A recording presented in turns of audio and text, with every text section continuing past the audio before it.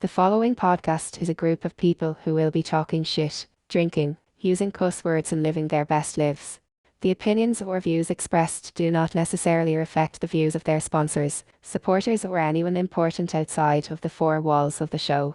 If you are not 18 or older, we suggest talking to your parents about this podcast before watching it and becoming scarred for life.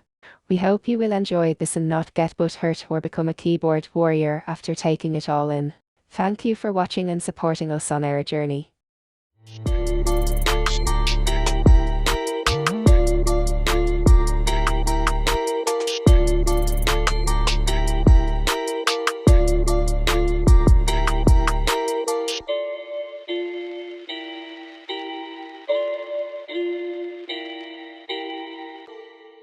You good in there, Robert? Or how long? Let us know when you're Everything's set. set up. I'm already recording. I just wanted to give you all a second to get comfortable and check how just let y'all talk a second so I could set everything up. Yeah. So if you do lean back, I mean, make yourself comfortable. Just make sure the mic's a few inches away. You can kind of hear it going in and out. If you get too far away, it kind of goes away. They're good mics. They're not great mics. I'm good. You're good. Everything's good. All right.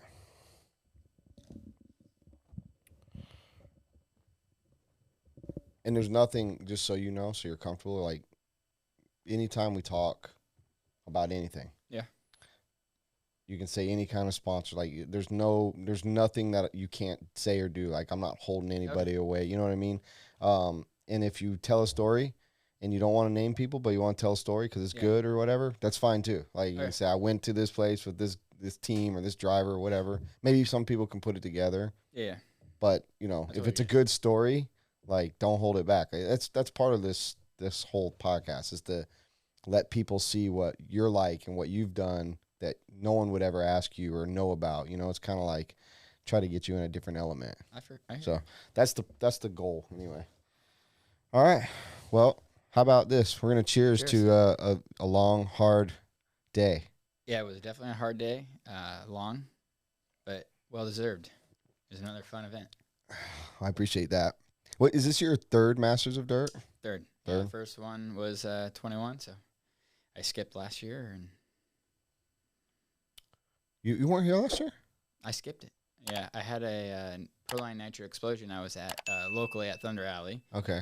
So I kind of, obviously with having a 10 scale and an 8 scale deal, I kind of try to balance out certain events, and it just made sense to do that since it was kind of like our last kind of race, let's say, that I could have done for the year to kind of make it, worth it for them. So absolutely. We did. Yeah, I couldn't remember. I didn't remember that you weren't here last year. So just ask you right now. I mean, you weren't here for the track last year that caused a little bit of drama and possibly some disappointment moving forward. What do you think of the track? Honestly, it's good. It's kind of normal, I would say, from what we're used to coming, and seeing. So I think the first year was really fun. I mean, second year that I've been here, I mean, each time. I mean, this is our second time here this year, and the track's totally different. It's cool to have a track that you visit that, you can get one style track, and then you come again, and it's completely different. It almost feels like two different, you've never been here. So it's nice to kind of get that mix up, let's say, where some tracks that we go to, you kind of see the same characters of the style of build. So it's nice just to, change it up, especially for guys like me that have raced so many different races and kind of hit the repeat button every year. So it's, it's refreshing. Yeah. That's always kind of one of our goals is to make something that you wouldn't normally see or have. Lucas being the guy that I entrust in for building tracks and designing them, the goal we've always had is never to have the typical 10 scale track but race 10 scale on it, and that's always kind of been our mini A scale in a sense, try to make them big and elevated and, different features that you wouldn't normally see. Yeah, I mean, I've watched from the past, when you had a lot of crossovers. I haven't done one.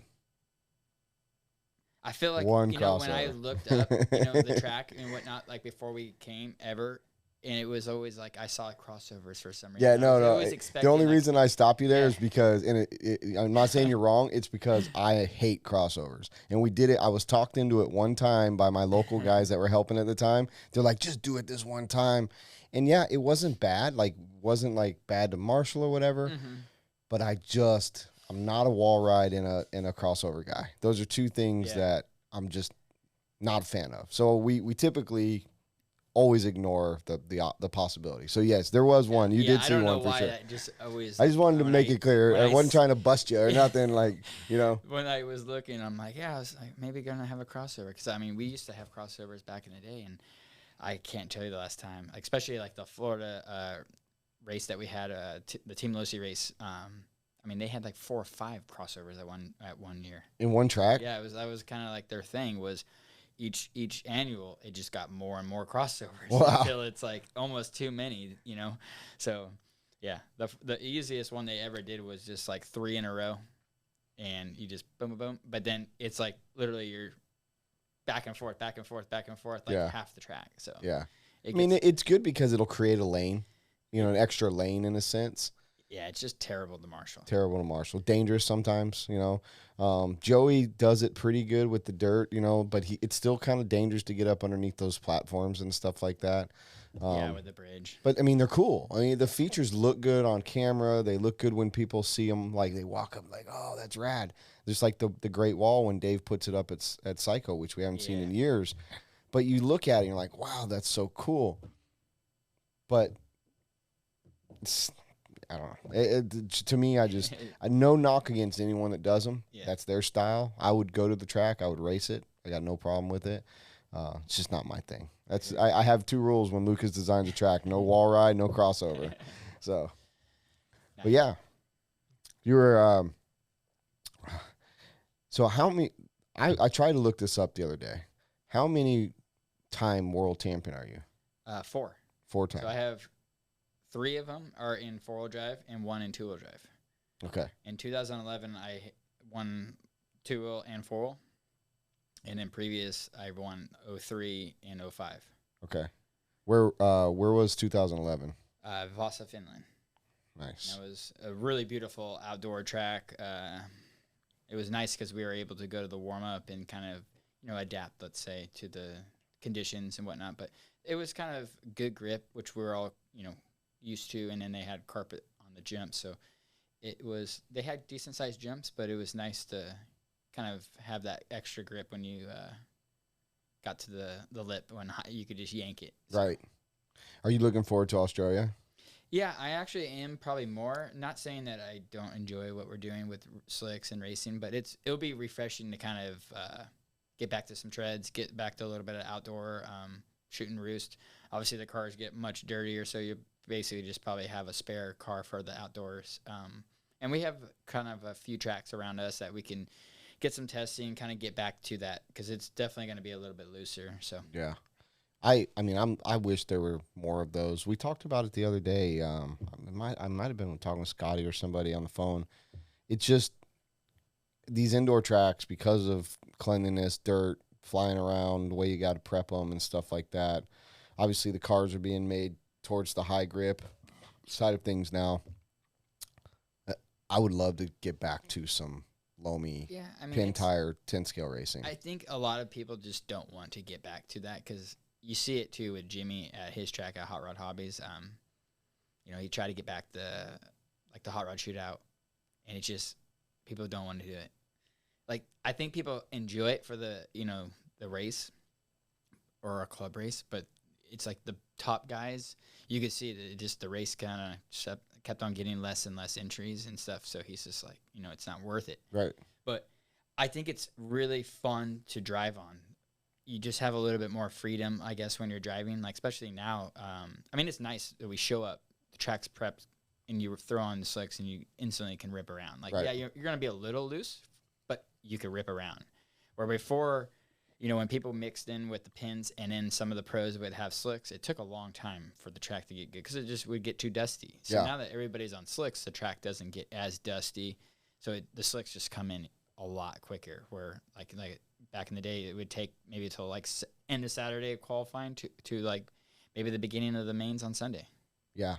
Yeah. I mean, that's that the way that, I mean, they're cleaner. You already said that, the cars come off cleaner. Tires are easier just to pretty much a couple compounds of slicks or a few sets of slicks. However, you're going to, I know at the top level, you guys, can do a couple runs and know the difference. Whereas like for myself, I'll run the same set of tires, just beat them up all weekend. By the end of by main time, they're the best for me. Like I like them like that.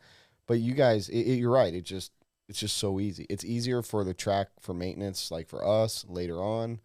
There's no dragging and smoothing and filling in anything. It's, and obviously, like I said, the indoor situation, it just create too much of a mess. Yeah, I think the pins, though, like for your daily club racing, just practice, are probably, it makes more sense. The tracks are always, not ran as much during the week. So, to get that same experience that we see at big races, it's harder to get that duplicate, during your practice or testing.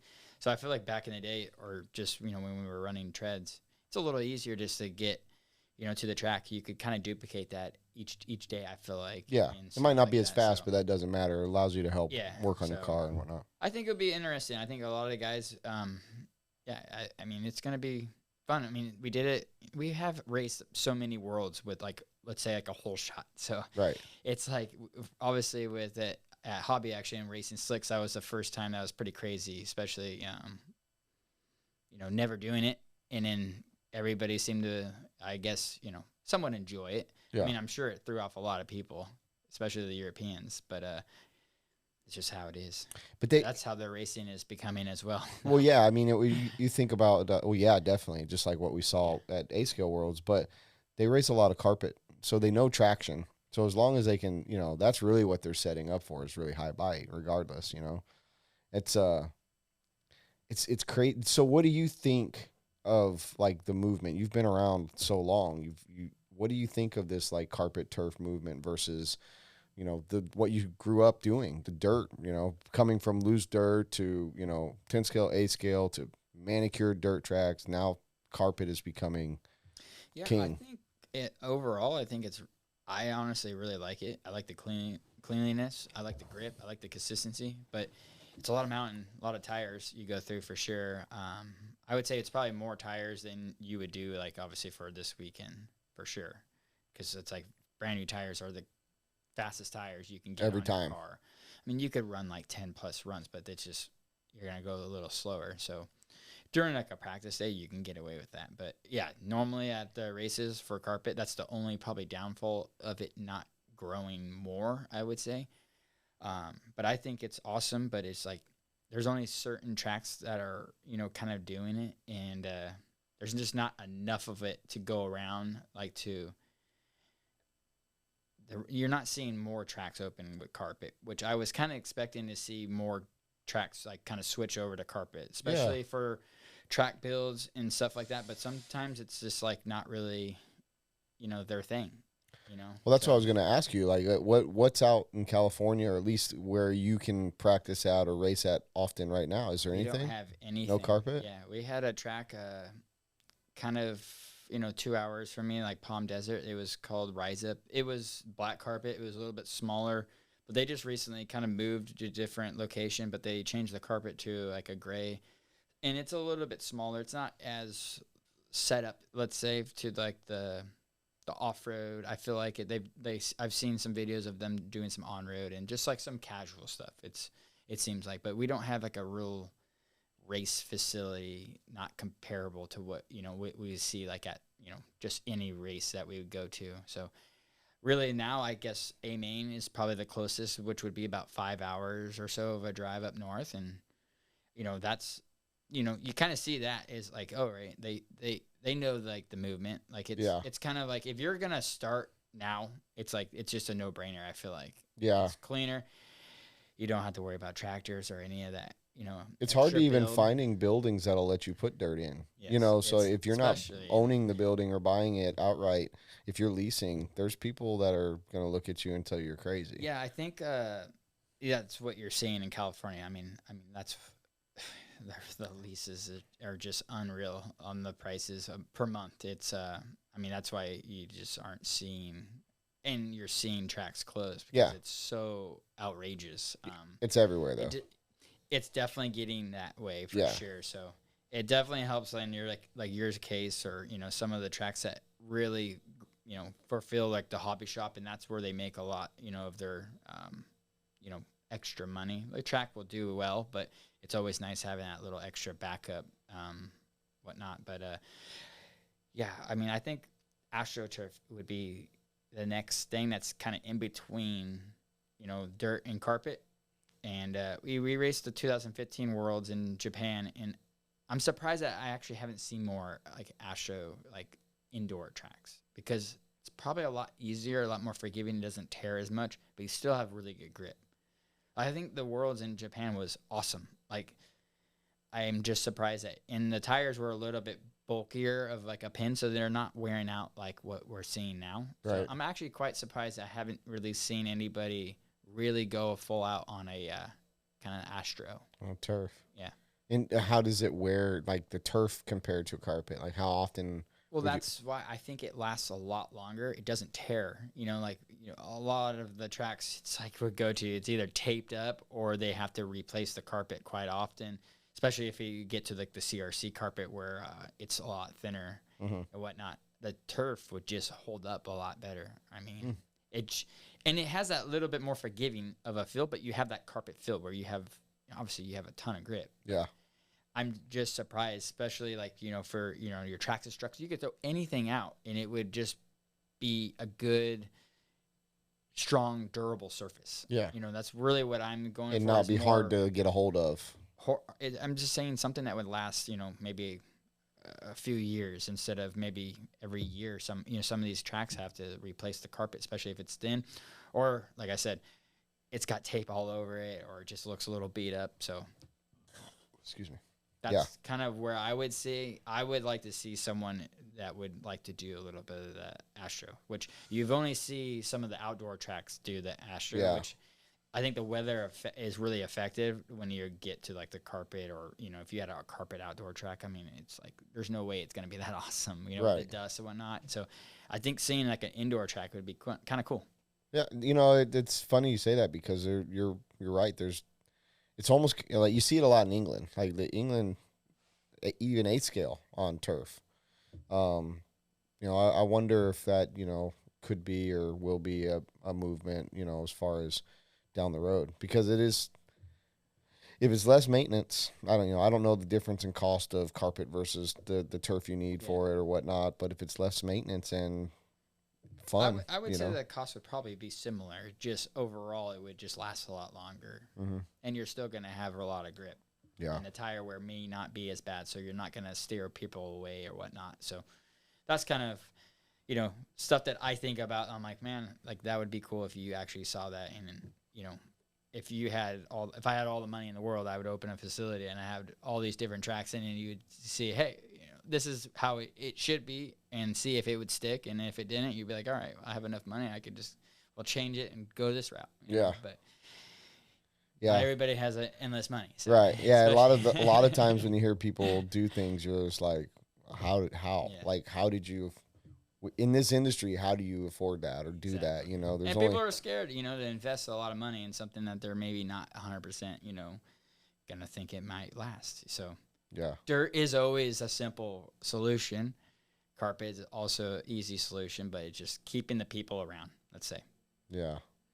Yeah. I've never raced carpet. Like I'm not opposed to it. I just it doesn't interest me as much. I will go, like, unfortunately I won't make carpet champs this year because my wife and I are doing our anniversary trip that weekend.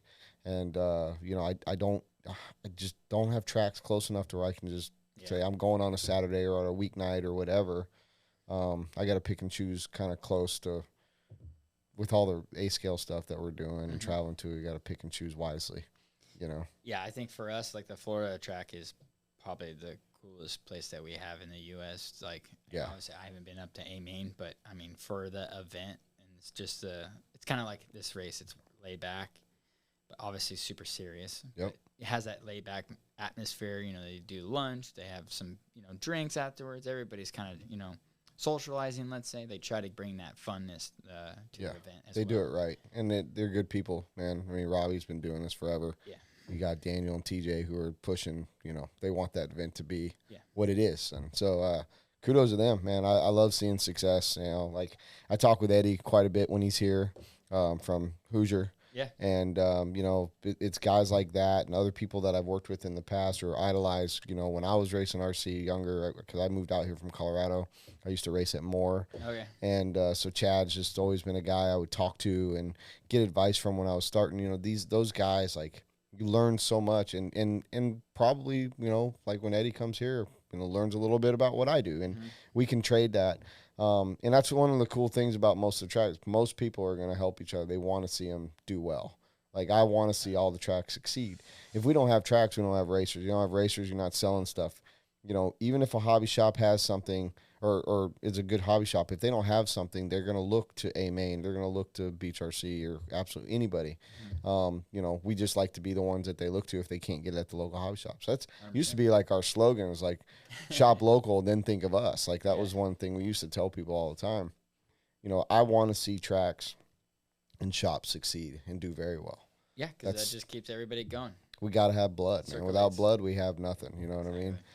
Are you still doing on-road? Are you doing the worlds, the paved worlds? Yeah, I got back into on-road. I think it was like 5 years since I raced.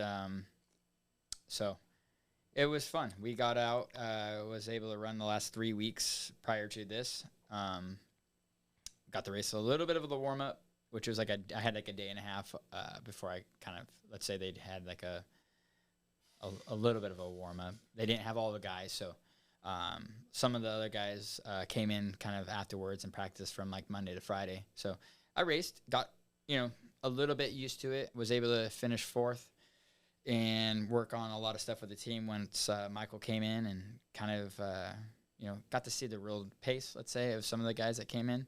And it was fun. But the team is good. Andy and Ollie and Michael, they're super fun guys, and our touring car is awesome. So it's the Schumacher, you run Schumacher. Schumacher MI9 is like probably the best touring car I've ever driven. I mean, its platform is a lot different from when I raced last time with the Yokomo. So with just like the shocks and all the carbon fiber, it's an aluminum chassis. So there's a lot of little things, and just setting up the cars. I mean, we have like, what is it, like 8 turnbuckles you're just adjusting, and you're just like, all right, I have to go one direction with this, another direction with that. So it took me like a little bit of time to kind of watch when when I got there, they were like, oh, we're going to go through your car, make sure everything's good. We'll set it all up. So, I'm just like looking over the shoulder and I'm like, wow, like it's just so much different from what I was used to. Right.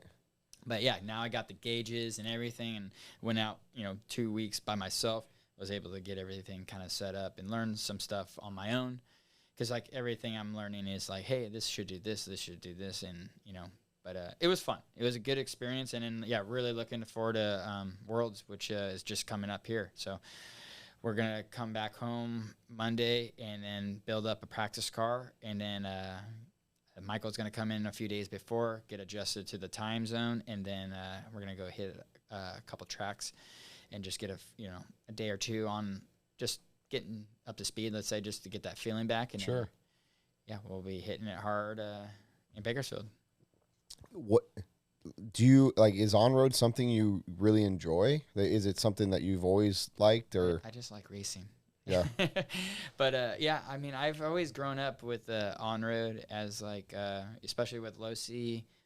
SoCal Raceway had a on-road track, but it was like a banked oval track. So, Kenmore back in the day, like I would always just be practicing off-road and just watching the guys run touring car. It was always kind of interesting to me. I never really thought about really doing it. And then once Lucy kind of got going with their car and it was really good, and obviously once my skill level, improved, we were able to go to a few different races, and I raced a lot of like the carpet, and then like I think I'd raced like stock nationals, which was like kind of like around Paul Lemieux when he was like that top guy. Yeah. He TQ'd. I don't know if he won or not, but I TQ'd. I got second, and I raced to stock. So it was just like, it was awesome. But I always have done on-road, and I kind of picked it back up once I got teamed up with Randy at One Up. And yeah, we had like 4 nationals in a row that I was able to, kind of capture. So we had just like, he had that really good chemistry with me. And, he was racing as well. So he's so competitive. But I was like, hey, can you just like tweak my car and just make sure everything's good, And yeah, we had, great races, and obviously we're able to win, and yeah, with Schumacher, I probably, at the beginning of the year, I kind of already said I was committed to racing it. So it was kind of like I was just waiting for them to release their car. Michael was running a prototype, so it was just gathering all the stuff. And with on-roaded stuff, you just constantly are. It's a crazy class, honestly. It's like F1. Yeah. They're constantly, working on, improving little things. So I kind of waited till I'm like, all right, I think we should be good. Finally we're able to get the cars in stock and get all the parts, and then, was able to build everything up. So I think, honestly, we have actually a good amount of people running Schumacher on-road cars in the U.S. So it seems like I even mentioned it, to race, nationals and some other events as well, in the following year. So that would be kind of the goal, is to kind of get back out, and kind of racing, because I feel like it actually is a pretty decent fulfilled class. It's just, I didn't have a chassis sponsor for on-road for a couple of years, so it was just once I kind of got that itch to do it, I'm like, it's fun. Yeah. I don't know, like I said, I just like racing, and especially, you're challenging yourself to a completely different class, so that's what I like. Speaking of Randy Castor, shout out to One Up for sponsoring the stream for the 2024 Masters of Dirt. They've just come on board for the first time with us, so stoked that Randy's involved for sure. He's a cool dude, man. He's got great products, man. Me and him have talked back and forth. We've never met, but we've talked back and forth on social media and stuff, or like in messengers, like private messages, and like whenever he would get copied on something, I'd be like, dude, I'm sorry. I hate seeing people copy shit. Like I'm pretty vocal about it. We've seen so many things, so many people be innovative in this industry, and obviously someone's got to come up with something. But Randy's one of those guys that is a forward thinker. And so I like watching him come out with new stuff. Yeah. Like that was kind of the thing with him, was always, making products, was trying to make something that nobody else had. Right. And well, if you have a company, it's just kind of how he is. He's just that type of guy and whatnot. So I feel like he could make a lot more products, at times, but then it's like, he's just like, why do it when someone else does it? And I'm like, yeah, that's his motto. So it's like, he just, it's a tough motto to have, though. You got to still go for it, because people like money. You got to like make money. So it's just, you got to strike while the iron's hot, they say. Obviously everybody makes shock oil. Right. So I saw he just released some shock oil, so I'm all right, maybe, I like him and all, but if he didn't get it through Ultimate, he's not got the best. So good luck with that. All right. So you say, like, you just like racing, which I'm like you. Like, I'll race anything. I'm not good at everything, but I'm, like, we have our disciplines that we, like more or we're better at. What is your favorite discipline of RC? Like, what do you enjoy doing the most? Two-wheel drive buggy is by far my favorite class, because that's what I started with, and I think it's probably the hardest class to kind of just navigate, through all the different services and whatnot. I think two-wheel drive has always been the hardest class. I mean, you see some guys, like, let's just say how hard the class is. Mayfield has never won a national title in two-wheel drive. That's crazy. I mean, how many national titles does he have? Yeah. So that right there, I'm like, okay, it's a hard class. And for guys like myself, and just watching guys, perform us, it's like 8 scale is great. I love 8 scale. And I think it's coming to the 8 scale is like that next level class. Like, it's the biggest stage, let's say. Right. But yeah, two-wheel drive has always been my favorite. But that's why I like racing so many different classes, because I feel like I would get a little bit bored racing just 10 scale, and I'd get a little bored if I just race 8 scale. So I feel like we have a good balance going back and forth. I mean, I think the biggest thing is just remembering everything. We're jotting everything down, notes and whatnot. But, it's just like you kind of sometimes forget, like, what ride I had, or what oil did I run like a week or two ago? Because you're just kind of constantly, so adjusting stuff everywhere, so all over the place. We have so many notes nowadays, but Yeah, that's really like the only part that's a little bit challenging. Just trying to get back in the groove. Let's say, I ran touring car for 3 weeks, just like running my 2 was kind of a little odd, but it's just how it goes. A couple packs in, you're like, all right, I feel adjusted and whatnot. So, but I like just having that driving style where I could basically try to drive everything. I'm not saying I'm the greatest at it, but when I go to the honor and I know I'm not gonna, maybe be at the top like I would be like if I was racing off-road. Yeah. But you try to mix it in. I mean, a lot of guys you'll see, have done it over the years. And, when you're good at, driving, it's like things come to you. Just obviously sometimes you have to get things a little bit better on the setup for your natural, drivability or just your style. But I think it's fun just being able to race, quite a bit of the classes. Sure. Well, you look at some of these guys right now. You in America, one of the only ones that embraces multiple disciplines. When I say that, like on-road, off-road, and like A scale, 10 scale. But then you see guys like Michael, and you see Bruno, and you see a few of these other guys that, globally are doing the same thing. And if you like really put on in scope and everything, like zero in on it, those guys right now are always the ones that you think can win a race, like wherever they're at.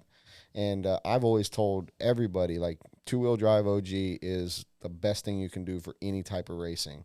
If you can get good at that, you can be good at just about any type of RC. I believe that. Like you said, it's so hard. It is so hard to really do good with a two-wheel drive buggy. Yeah, especially these days. There's a lot of competition. Oh, my gosh, it's stout. I mean, so how long have you been RC racing? I've been doing this, honestly, I can't even say now. I've been doing this professionally since like 2000. I mean, I think my first paycheck was right around 2000. Who was that with? TLR. Okay. Team Lucy back in the day. And, yeah, I mean, traveling for easily 24 years. It's crazy. Straight. I've been to every basically nationals. I've made every nationals main and two-wheel drive since 2000. Was my first one in Minreg. So that's kind of how I date myself now. It's like I go to the early 2000s. Like, obviously, I raced, like 97, 98. I would say more like 98, 99 is kind of that era where I kind of came in, where I was kind of a player of, coming up as the guy. But, yeah, before that, I mean, I ran, some races, but I wasn't super serious. Like, my dad had me doing baseball or do basketball and just normal kid stuff. And how old were you then? I was around 11, I would say. Is kind of like 13 is when I kind of got started getting sponsorships of like, back then it was much harder to get sponsored if you knew that, but. Oh, yeah. Well, we can definitely talk about that. A little bit harder. So like we had to send in resumes, and I've had one I sent in my dad. Well, obviously it was my dad doing it, but we sent one into Associated and got ejected. Like, no, I don't even think we got even an answer back. And then like I think it was like maybe like a year or so later, because like we raced like in Southern California, where like all the guys were at the moment. We had Pavitas, you had Kinnwell, and you had Billy Easton, and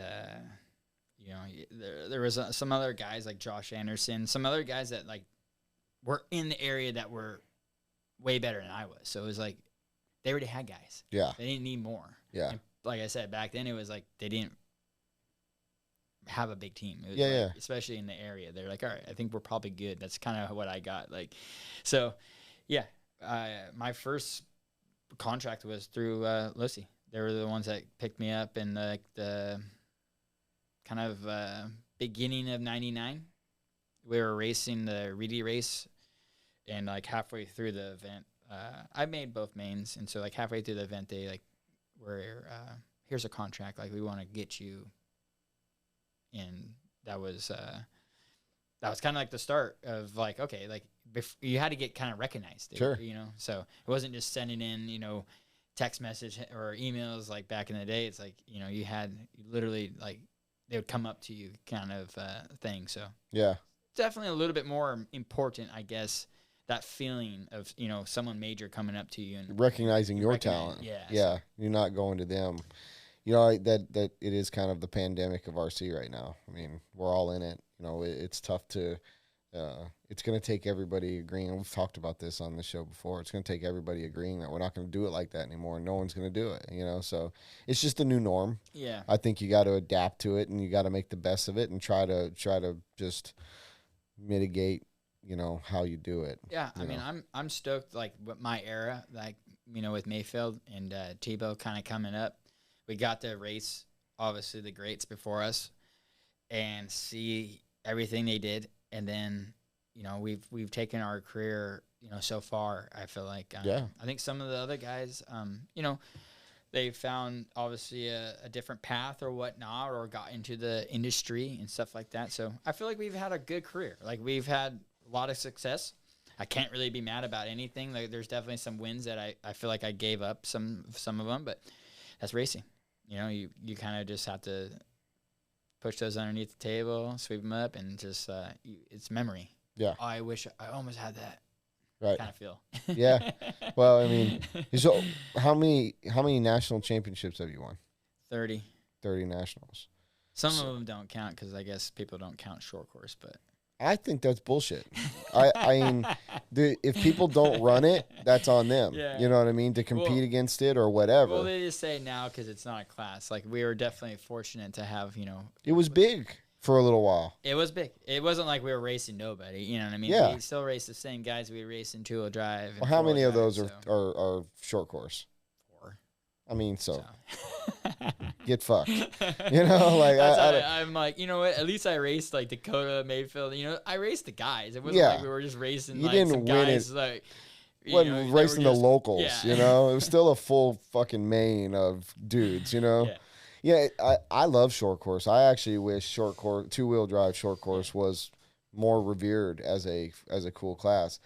I don't really understand why it took such a turn, or why the top guys, unless they're just like, well, we already have 3 classes and we don't need another class, you know, to, you know, as at the top level taking trucks with them. I think a lot of it, some guys switched to different companies that just didn't have short courses, and so it just, the guys that were racing that class just kind of just were like, all right, we're gonna obviously not just go and buy a truck to go race it. So I think that's kind of what you saw a little bit, you know, and then it just kind of dwindled down to, like, I think Spencer was the last one to win one, and it just, like, I think he battled Dakota, and then it just, it just kind of dwindled down, and then I think they pulled it.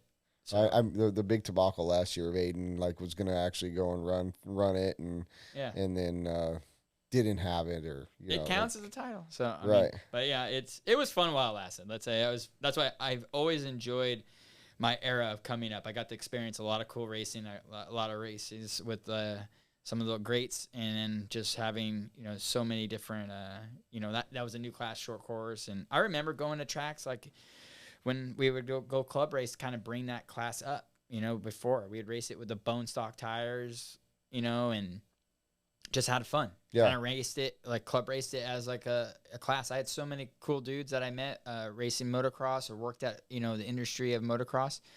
That was like the best entry class ever to bring in new faces, you know, from young to old. Yeah. I mean, I and they still look scale. Yeah, I still have buddies that, like, you know, that was the coolest part. And then obviously they get out of it because that class kind of somewhat, you know, not like it's dead, but it just isn't what it was. Yeah. So obviously you still have class, you know, Traxxas that makes a short course and whatnot. Like, you're always going to see that, you know, if I'm just going through the park, like someone's going to be driving a Traxxas truck, like short course for sure through the park. So it's just not at the local tracks as much, but there are some areas that I still see quite a bit of short courses. Yeah. So we have a pretty good group of them. Yeah.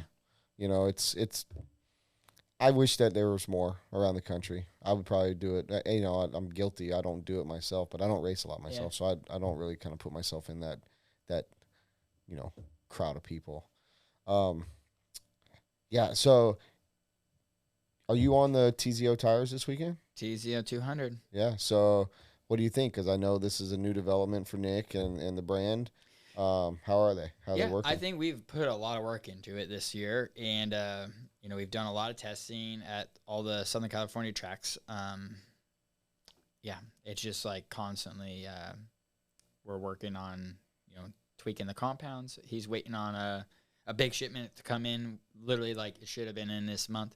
So it's just waiting any day for, I think, them to produce, to all the hobby shops, local areas, and whatnot. So I think everybody that has seen them have always come over and asked me how they are, and it's I think they're going to be really good. It's a good tire. Every time we've been out to our tracks, they've been really solid, straight up and just mount up and go. And the wheels, foam, everything's solid. So I really think Nick's put a lot of work in it. Like I said, I've done so many track days, burned so many laps, and he calls me up and it's like, hey, I got this. Let's go try this. And sometimes it works, sometimes it doesn't. Trust me. But you won't know if you don't try. We've done it all, so it's not my first rodeo with trying to work with a company to kind of get the clay compound to be the a really good tire for the indoor tracks. It's nicer now. You don't have to worry about tread patterns, so you really can just focus on the compound. So, I think it's a lot of small details that a lot of guys don't see, like how critical, like even just the foam sizes, how it fits into the tire. So, we've kind of gone back and forth on the foam, on, how we needed to get it to be a little bit better on the sidewall, just a little bit more, firmer or whatnot. So it's a lot more work than I think Nick even probably thought it was going to be, especially for the 10 scale, since I think 8 scale stuff, it's been pretty solid for him. And I think he's really close with carpet stuff too. So it's all coming along kind of right around that time where, the indoor season kind of starts picking back up, and it's just been a lot of work this year, but excited to see it, in other hands or whatnot. So, well, that's why companies like him, get into business with people like you. You understand it, you can direct them to get the, what's needed. I can assume that you and, a couple other pilots are going to be very, detrimental to the next step for a company that's, breaking in like that. Yeah. So, and he's got the drive, he wants to do it. Yeah. Nick's been really good because even him, will question, our ability, our tire. Yeah, I'll do another one. And that's what I like about Nick is that he's not afraid. We can go and slap on another company's tire and go out there and compare it to ours, and just to make sure at the end of the day that we're on the right track. Sure. Not everybody's gonna be able to go, oh hey, let's go make sure our tire is just as good as this. Like sometimes they're happy with just what they have. So that's what I like about Nick, and I've known Nick for a long time just from back racing at OCRC. It's nice just to kind of have someone that's a little bit more laid back, as let's make sure you're doing it right, because he questions me all the time. He thinks like, are you sure? Like, are you sure? Like, I'm like, well, I think so. Like, all right, let's really compare it. And he'll go out and drive too. And sometimes he's like, because he'll run 17.5 and mod is completely different. Let's say how you want the tire to feel. So he'll go out there and compare it, after I'm done thoroughly testing it, just to make sure it's good for him too. So, I wouldn't say he's not pro, so he can kind of vouch for the, the entry level of, mid sportsman to intermediate. Like he knows that feeling of, how his, customers want the tire to feel as well. For me, I might just think of one thing. I want it to be fast. I want it to instantly work. So he wants it to be obviously where it works thoroughly through, from the first run to like maybe the 10th run. Yeah.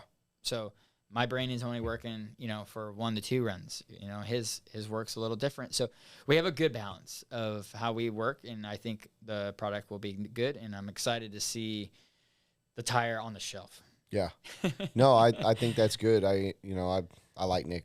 Nick's a cool cat, and I love, being at races with him. He's just one of those guys. It's just infectious. The coolest pits. Yeah, for sure. It's very, very cool pits. And it's like I said, his attitude and persona is infectious, man. He's like the best way I know how to explain it, it's just a cool dude, and it's good that when you have guys like that are trying hard, and I I like to support people like him and work with guys like him. So he's also a sponsor of this race, and I know that 10 scale tire's coming. We want to stock it. We're getting to the point now where, like you just said, I want to get people trying them out here and stuff like that. I think it'll be a really good tire during the week. Like, you literally just mount it up and it rips. Like, nice. So that's good. Yeah, we'll have to take a look at them this weekend. You have pace, so I mean, I know that they're working. They're working good. So we'll see how everything turns out tomorrow. For sure, 10 minutes. I mean, you went and ripped a top 5 at Nats. Yeah, I had good speed at Nats. I felt like here, I don't know, I just really haven't put in like the best of drives, and I'm just like, I feel a little off with just the driving. I feel like, I don't know if it's just running touring car and just kind of being in that, but I haven't really crashed. It's just a little off on just the comfort level. But I think overall it'd be nice. I worked a lot today and made some progress, and so now we have a kind of like a main practice tomorrow, and the grip, like I said, the track changes throughout the day and whatnot. So we'll start with some fresh kicks tomorrow. And I think it'll be a good day. We maybe partied a little too hard last night. Last night was good. I puked my brains out. I left. I got the devil out of me late after beer pong. Oh man, what a great night though. Yeah, it was fun. Everyone had good spirits, and last year there were so many entries. We didn't get done with our first qualifier till like 11:30 or midnight. So we didn't do the fireball race. So we did a fireball race last night. It was a good time. And then the party couldn't really go because everyone's just kind of like, I'm ready for bed. So getting done at like 7:30 last night, 8 o'clock, we were able to get down like normal. So it was good to bring back the fireball race. And they definitely enjoyed it. There was a lot of people having fun. It was nice to see. Like I said, the first 2 years that I've been here, I won the Hooligans race. I mean, me and Dakota did the fireball race. I mean, we participated in about everything that you could. Yeah. And that's what this race is all about. 100%. And so I was telling you with Brock and stuff, like last year when I didn't come, I pumped it up so much. And yeah. He came and he's like, dude, they didn't do anything. Like the opposite of what you said. And so, we got to stay last night, kind of see, that side of the funness. Yeah. So, and he participated in having some fun and just whatnot. So it was cool. We got to do some stick racing and whatnot.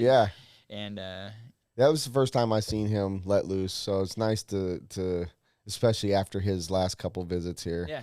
And he knows, I hold no bones. He knows like I'm not really a fan of the way he acts, like I'm sure he's a good guy. We don't know each other too well yet, but he needs to just chill.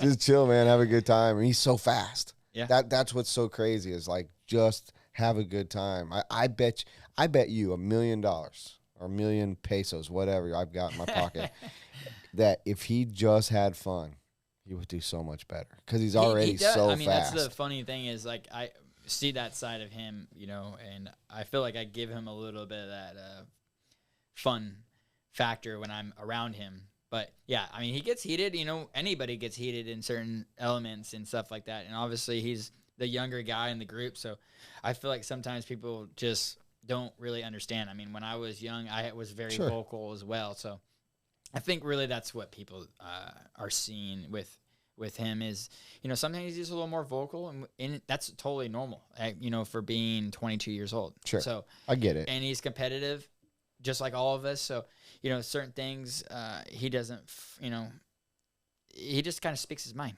So yeah. Well, and we saw a little bit of that tonight. Yeah, I didn't get to see what happened, obviously, in the race in the moment. So, yeah, it's, Yeah. in the mod class, you just have so many tempers. It just can happen to any of us. It just. Yeah. We're going so fast. We're on the edge. It's getting late. It's been a long day. Everybody just needed the last race of the day. Everybody needed something to talk about to go home. I mean, I was getting phone calls like, "What's going on?" This and that. I'm like, nothing that serious, dude. It's not that serious. It just sounded serious because there was nothing out of the ordinary. Everything was so smooth throughout the day. It was. So just had to have some controversy and whatnot. 70, And 72. maybe it'll make the mains a little more interesting tomorrow. So. Yeah, exactly. On the 72nd and final race of the day. Yeah. You know. How many laps? Yeah, so many, hundreds, maybe thousands of laps. Yeah. You know, I missed it. I heard everyone go, whoa, because I guess the Dakota's car like almost hit the ceiling. Something happened. It was pretty big, and they got heated coming off the driver's stand. All I saw was Scotty pull them both to the side, and he laid into them both pretty good. We'll see. Like you said, it could very well make the mains interesting tomorrow. Yeah, I think it will. It just makes someone's going to think a little bit more, you know, if they're around each other or whatnot. But it's just, you know, honestly, they'll probably sleep on it and not even talk about it tomorrow. I mean, I just think it was heated, and then you drop it. I mean, that's kind of how I see it. Dakota's not a retaliator, I feel like. I mean, he may be like a silent one, but it's like, I mean, Brock's is the same way. I mean, they're both, you know, when it comes down to racing, they're going to race each other clean. So, I mean. Yeah, I mean, you got two options. Either you just forget about it, or you race the person like you think they raced you, and it could cost you both. And the thing is, we race each other all the time, so it's not like, if you just race each other once and like every 6 months or a year, you could probably do some gnarly stuff. But every weekend, it's a little harder. Yeah, especially when you're seeing that guy. For sure. So speaking of young kids like Brock, who right now, and I'm not taking anything away from you older guys, like you know, the guys that have paved the way, you and Mayfield and Tebow. I know he's not really racing anymore, but to you right now, like if you could name one, I don't know if that's even possible. Like who is the next coming to Jesus of RC? Like who is this kid? Like let's just scene or just let's just killing talk it now. Let's just talk Americans, and to make it a little simpler. Like who's the next American kid that we're seeing? Someone that, you know, maybe in stock or maybe in intermediate nitro buggy or something like anybody. Like who's the kid, or right now, who do you see like is going to be one of the, in your eyes, who do you think's the next big? I mean, we have so many from, you know, the pros. Like obviously you have Tater, you have Brock. You have guys that are, you know, even like Rivkin. I mean, they're all kind of younger than obviously me. They're younger than Dakota. I mean, Tater's probably got the best scenario because he's raced for so many years. He's kind of like Dakota, where he raced for so many years. He's finally, obviously, he got the world title. He's kind of making that, you know, transition of he can race 10 scale and 8 scale. And I've known him when he was like a little shit, you know, big little shit, like Mimi's and like I can't even 2017 like, or whatever that I saw. I thought I was a wild child, you know, and he made me like look normal. But you know, from him being 18, like just turning 18, I mean that's crazy. Yesterday, you know what I mean? So it is crazy. I think this industry, you could obviously myself, I've been racing for quite some time, so it's not like it's like wine. It's like you can last for a long time if you pace yourself. Like you can get burnt out for sure at levels. So I think like Tater probably has the best scenario since he's probably the youngest. He already got a title, and it's like now things are a little bit more relaxed, I feel like. And that was the same way with me when I won when I was like 16. It's like you kind of already got that off your shoulder. That's not like that's like the major goal. I honestly, it wasn't even a goal for me. Like I didn't even know, like when I first started, like, oh, there's world championships. Like I didn't even care about that. I was like more serious about a club race win than a world title. Like when I won, it was like I had no emotion. Like, there was no feeling. Then like obviously like 2011, there was like definitely emotion. Like all right, that sunk in, but. He probably doesn't. He probably had a little emotion because he was racing for quite some time, and then obviously we have some other locals, like Frankie Contreras. He's young, definitely coming up. I wish he would travel more. You know, I mean, yeah, I talk to his father like all the time. Like we're super close because Frankie his dad used to be, you know, kind of like a.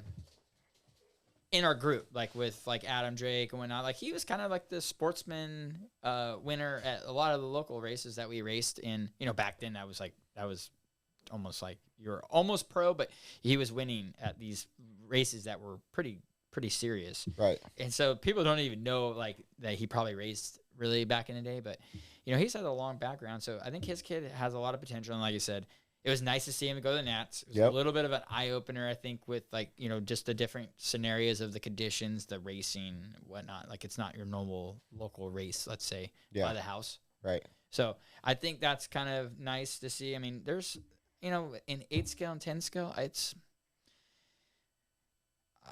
it's tough to say who's really like the next. Like, I think you got the Fullers that are fast. It's like it's hard to name one person. Like, you're right, but there's just so many.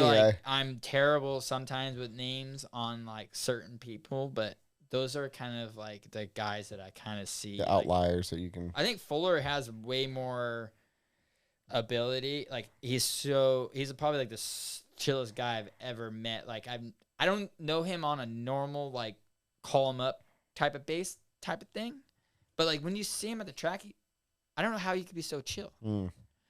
I'm just like, it's wild. I'm Italian and my blood is just like racing. Like, yeah, it's wild, dude. I'm going way too fast. I'm like, I'm probably doing something wrong. Like I just like, and he's just like, chill. He is. Like, you ask him how his car was after he just TQs a fucking round at nationals, and he's like, yeah, it's all right. Yeah.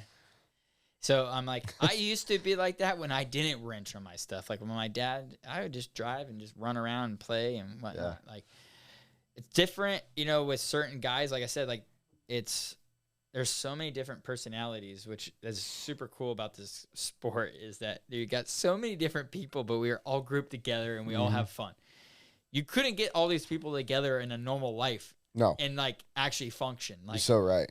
It's just not happening. So I really like RC for the fact that you can have almost like a second family versus, other, it's probably like motocross and some other like, obviously sports. But sure. We have such a weird, like everybody's homies. Everybody's chill with each other. Obviously you're going to see Dakota and like the Brock thing. And like, I've been there with Mayfield. Like me and him want to choke each other's necks. But we can go over to each other's house and we're like, we'll be at their Thanksgiving dinner. Like, it's like we're all family. So at the end of the day, we're still cracking Coors Lights together. Exactly. Right? So, back in the day, it was a little bit different as like a rivalry, but like now it's like everybody's friends, which sometimes it's like kind of a little soft. Yeah.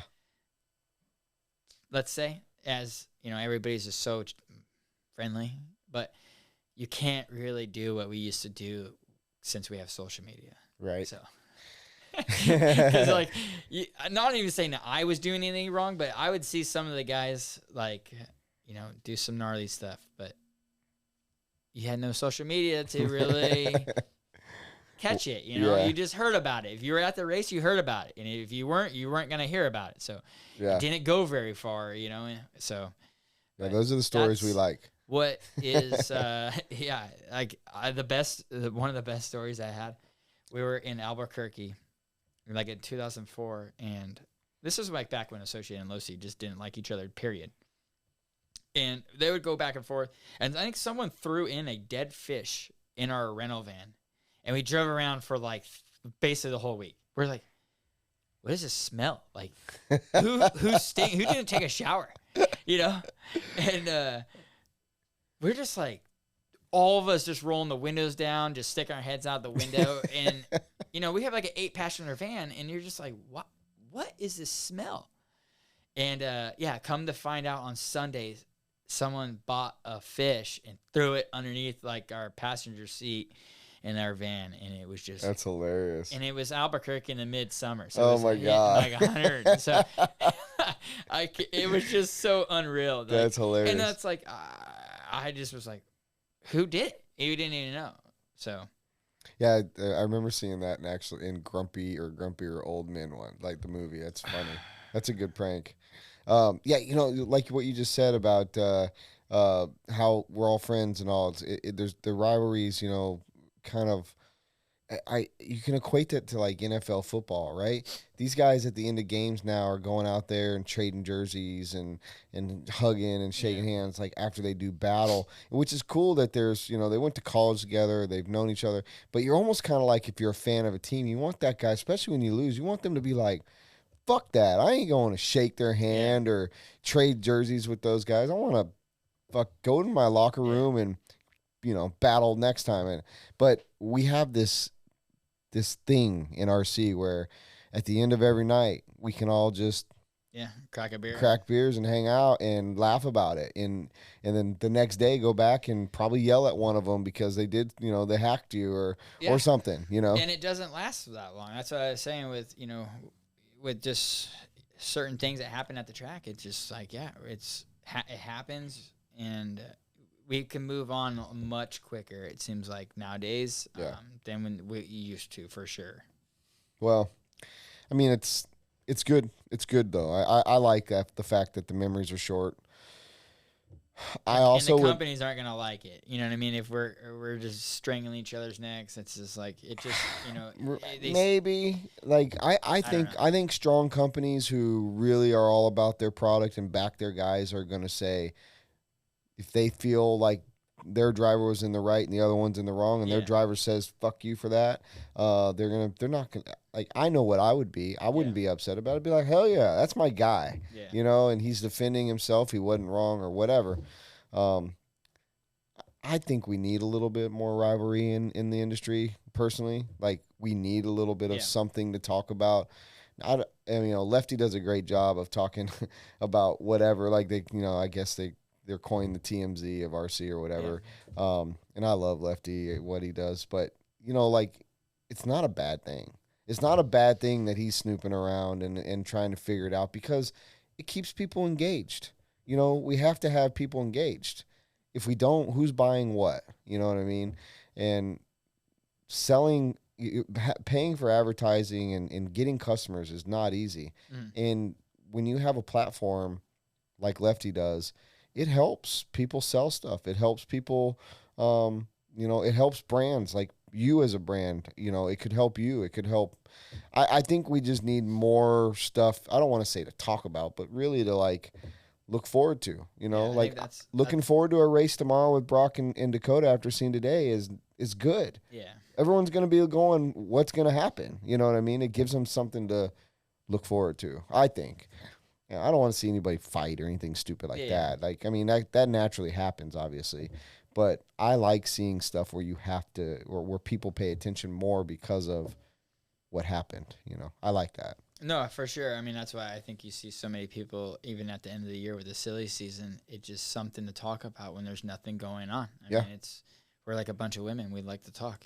It's got to be something. You know what I mean? So it's like, it's just how I see it. It's like there has to be some sort of gossip always, let's say. So, I mean, even with the drivers that we talk to, you're constantly gossiping about someone. It's just how it is. I'm like, oh, you're mentioning my name. Like, all right. Like, it's just something that happens. But everybody, like, it goes around and whatnot. But, I guess we probably could have a different formats here and there of some races that kind of, with that Reedy race style, I think would bring in a little bit where people are bumping a little bit more and whatnot, gives them something to talk about as well. But yeah, I mean, subjects and whatnot, it's like, it's tough to, you got to snoop around, just figure out some dirt or whatnot on someone. You've mentioned the Reedy race a couple times. Would you consider that your favorite race, or do you have a favorite race? Honestly, it was probably one of my favorite races besides like Worlds. I love Worlds because it's so over the top on a lot of pageantry, a lot of you got the opening hype ceremonies, and just it's hype. How badass you can make your car, how clean everything looks. Yeah, when you get to the facility, it's just like you get to see all the your European friends that you may not see, and that's what the Reedy race gave you, is basically a world championship feeling, but not as obviously with that title in mind. But I would say that race was like a Worlds. I mean, it just was a heads up, full out brawl with all the best drivers. 30 of the best drivers. So that race was super prestigious back in the early 90s, and then Brent Telke kind of brought it back at West Coast. And, I mean, with Danny, that race was so unreal for so many years, and then it moved over to OCRC, and, yeah, I mean, probably the best memories I ever had racing, to be honest. Yeah. It was a good race. Yeah. I only got the opportunity to go to it once. Do you think it's coming back? I don't know. And I wish I really like it. I would like it to come back because it gave the sight of like, you could see the next guy kind of coming up, you know, because it wasn't stock. It was like guys were racing mod. Mm-hmm. And so you would see like, you know, the next up and comers that, you know, if you won, they were going to be in your class the following year. So obviously we helped the guys. It was cool because you could help your teammates that you necessarily wouldn't help to win. Yeah. Because you're not racing them. It really like, you know, I thought honestly, it probably brought up people faster because they got that little extra help that they necessarily wouldn't get unless you're like top dog on the team. The year I was there, Brock won 4-wheel. And he was getting it, you know. I think that was the year he won 4-wheel. His mom was still there. Yeah. Yeah, that was the year I was there. Yeah, and like I said, like you see who's the next up and comer. Like BT won 2-wheel. So, yeah. That was the year I was there. BT and Brock. Mm-hmm. Yeah, you're right. I mean, it was just cool. The atmosphere was very cool. I learned a lot about that race. I learned a lot about what I want to do with my stuff going to that race. One of the reasons I went, you know, to research and see how the best is doing. And at the time, OCRC was, you know, the class of the field. Unreal. Yeah, I mean, great facility, great people.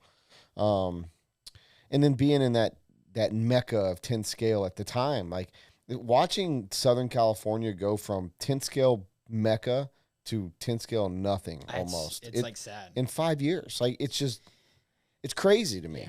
Yeah. It's really crazy because I understand where all the manufacturers are. I know. Yeah. and I understand like real estate is not cheap and all this, but it's like, why isn't there something? Another carpet track in a warehouse, you know, I know it's just like, property, man. It's gotta be. Too bad that like either like, you know, Associated, Losi, you know, some of the companies that, let's say, like, were in the area in the early 80s, 90s, if they would have just bought property. Right. And just, like, could have had a place this, you know, there. I'm like, right. Compound. How much it racing compound, whatever. Associated sold, like, in the early, like, what is like, kind of around 05, somewhere in that time frame. But they were in Costa Mesa at some ridiculous, I mean, they had so much land. It was a huge building. It wasn't really like a building you would put a track in, but you could have put like an outdoor track or something, you know, like even if it was on road. But it's like if someone would have just, I feel like would have been able to buy something to continue to have. I mean, I'm surprised that nobody really that owns besides X-Ray, let's say, you know, have an X-Ray facility.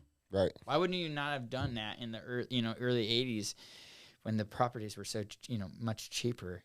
And it's just like you could have had a race facility like X-Ray. I mean, that's what, you know, when it's you looking see into that, a crystal ball though. Like you just don't. Yeah, but you have a facility like X-Ray where you could do all your tests.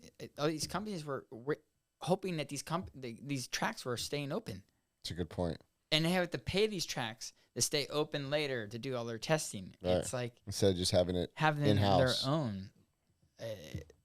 It's kind of a little like it's interesting because like you see like, you know, some of the motocross teams, they have their own test tracks right up in the hills in Corona, and so it's kind of interesting that some of the bigger names of the, you know, industry haven't really had a facility. Because it's a good point. I mean, it's kind of like Aiming. They've just built a track. You have a track here. It's like this is your compound. This is your headquarters. You have a track. It's like I don't know. It's kind of how I see it. I didn't not really ever thought about it like that. I think you're right because why wouldn't, especially the manufacturers, why wouldn't you have something that's easy to maintain like carpet or whatever, you know, if you kept the same layout and you know how fast, you know, you could go with this car and you come out with generation 0.2, you know, and it, you know, can you go faster or just as fast and it feel better or whatever, you know, you could have a barometer. It's a really good point. It's weird. It's. I mean, it just shows you how ingenious X-Ray really is for what they're doing. And Tamiya, they were on road. They had their own facility in Aliso Viejo, and they would only let drivers that bought a Tamiya car run at it. Really? I mean, just in there, you get so many customers. Right. And then they sold the last probably, I don't know, 5 or so years. And you know, that's where we had the Reedy race, you know, the touring car race every year there. Right. And, you know, obviously they had the opportunity to make some big bucks, which I totally understand. Right. It's like, all right. Yeah, real someone wants estate's to buy insane, your dude. property for this amount. It's kind of hard not to sell, which I totally understand. But I'm just surprised that you didn't see more of that in like I said, like my early days of like the early 80s, 90s, like someone just, you know, kind of having their own facility. So, Yeah. No, that makes a lot of sense. It's a head nowadays scratcher. it's not going to happen. You'll No. never get that. Like too much money for real estate. Right Well, now, so. In California, you know, if those companies would leave California and go to, for instance, here, it's going to be 25% of what they pay there. Yeah. You know, it's still expensive, but it's affordable Yeah. to do something like that if they wanted to. Yeah, I mean, I guess Losi kind of has it with their Horizon and Illinois. Like I went to that Horizon Fest. Yeah. And that was like, I mean, they have an outdoor 8-scale track, whatnot. Like, I don't know if it's personally like their land, but I mean, that's kind of, you know, the scenario that I'm saying. It's like you bring so many people, you know, they do that Horizon Fest where they have so many people doing all sorts of hobby stuff. Yeah. So it just, to me, I mean, it makes sense just to have a facility where you could just do all the hobbies, everything you make, everything you sell. It's like, I feel like it would just, you know, makes sense. Yeah, To me, 100%. in my eyes, I think you're hitting it right on the head. It's just, I guess it's a matter of, you know, where they can do it at this point. Because if they're SoCal based, nah, it's done. Like, not unless they're just not in this industry. I don't see this industry having the money to like expand another 50,000 square feet, you know, in Southern California based on if they already own them. It's so expensive. I think that's why you probably won't see, you know, an indoor track open unless some big money and investors, you know, came into it or whatnot. So yeah, it's kind of a shame because it was such a big staple in the early day, like, you know, 90s, 2000s. You know, OCRC was to like 2020 something. Yeah, like it was 21. recent. Yeah, so I think that is the last of the kind of Southern California unless someone else comes up and put something together. We'll see, but yeah, I mean, even you could SDRC just is hope. struggling, right? Yeah, I mean, it's just SDRC has just been San Diego's been a tough area for so many years. There's just not enough locals it seems like in the area to make it affordable, you know, for their lease amount. I don't know what their lease amount is, but I'm sure it's not cheap. So yeah, you have to, like, even like guys like me, I travel an hour and a half. You know, and then I have Coyote Hobbies I can go to that's an hour and a half as well. So it's just the traffic. It's tough having to drive that far, especially with the traffic that we see in California. So that's why I don't think there's enough people that are in that area. There's so many people that are, you know, in Riverside, you know, LA County. It's a whole day experience, you know, when you go. Yeah. Where OCRC is so centrally located, people can go for a half a day and be totally okay with it. Go down to San Diego, you better make it a full day or it's just not worth it. You'll spend more time in your car than you do at the RC track. So right. I think that's what you kind of see with that. It's just inconvenient. It's a little bit inconvenient to have a normal practice guy. Yeah. To go. And I meet a lot of, because we had a lot of people that were retired that would go and to OCRC that would just go for, you know, 3 or 4 hours and then go home. And then you had the people that got off of work go. And I don't see it. I see the people after work at San Diego, but I just don't see enough people during like the first few hours, you know, 3 or 4 hours of the, you know, when they open to like make it sustainable for what they. It's got to pay. be, obviously if people are off of work or whatever, they can spend the time there. But it's just it's a tough economy. It's a tough economy right now. It's with the gas prices, especially in California. That's why I think with the 8 scale, we have so many 8 scale tracks to go to. So, what is gas there right now? Just under 4, I think. It's just under 4. So I would say about $4.20 would be probably a good. And then you come out here and you see it's $2.68 or something like that. We pay extra just in general.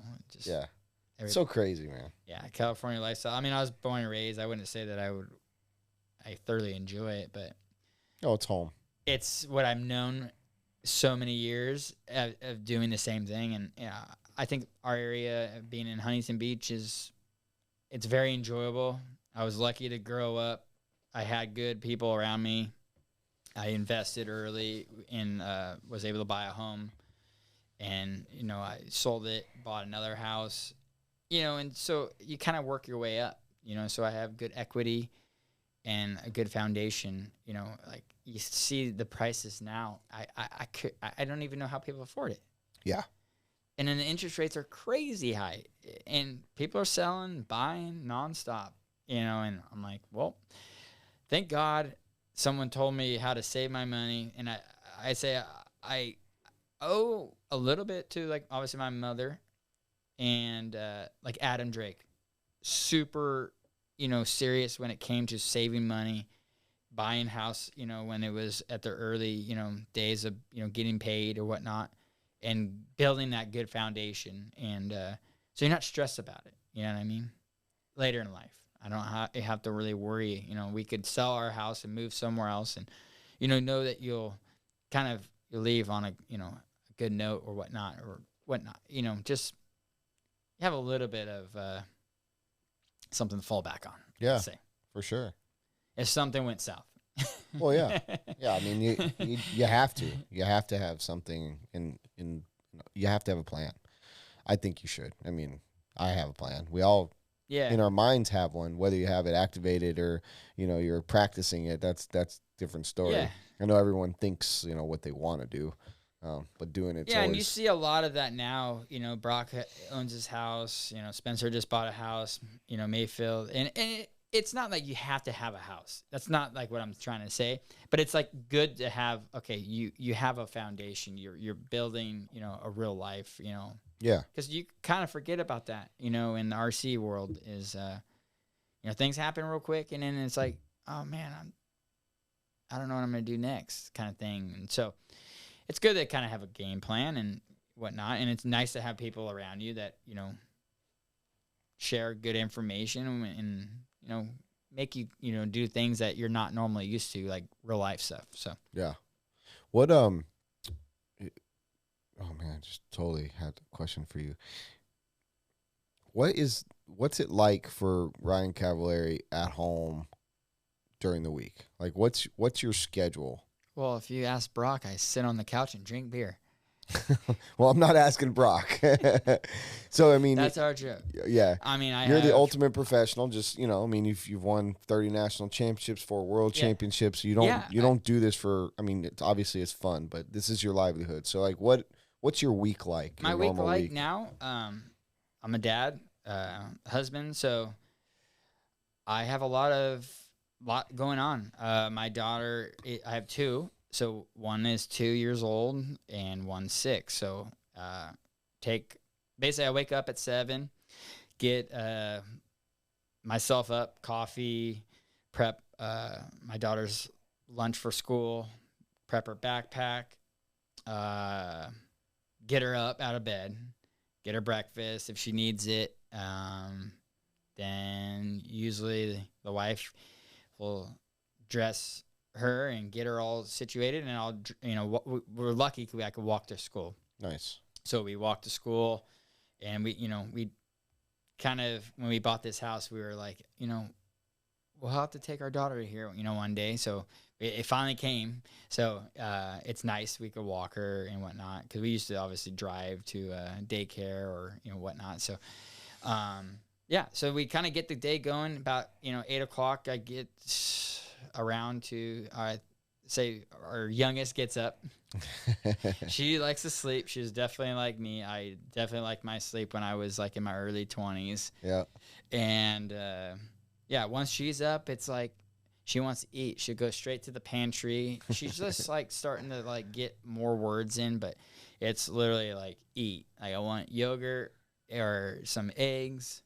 So it's like you're just prepping, kids that for the first, few hours. And then it's like I can relax, go through just the normal daily basis of emails, messenger, just kind of stay on top of certain things. Let's say even like a week that I'm not racing, like I'll just chill, make sure everything's in order in the house. Like me and my wife are both clean. So it's like the house is always, I have to, with 2 kids, it's like you're constantly cleaning up. You're running around all the time. It's kind of just always hitting the reset button.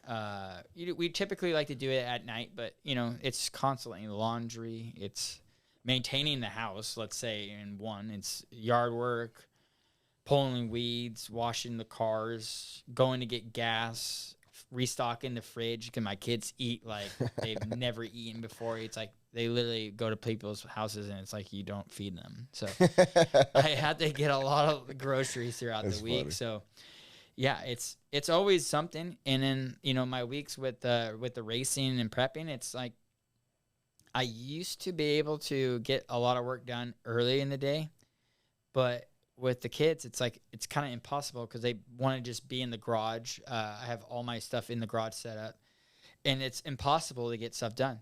And so they want to be out there, and there's too much stuff going on. With the bicycles, I don't want them to lose their fingers by putting in a sprocket or something dumb that I'm not watching. So I usually like to do my wrenching a little bit later at night once they kind of go down to bed. Or like kind of right after dinner when they're like, I know they have to just get their pajamas on and whatnot. Like I'll brush their teeth and get them to bed. Like I'm dad, so I have to, and I have 2 girls, so it's like dad's the coolest person alive. Yep. So I have to. Mom's the devil. Oh yeah, I have to do about everything.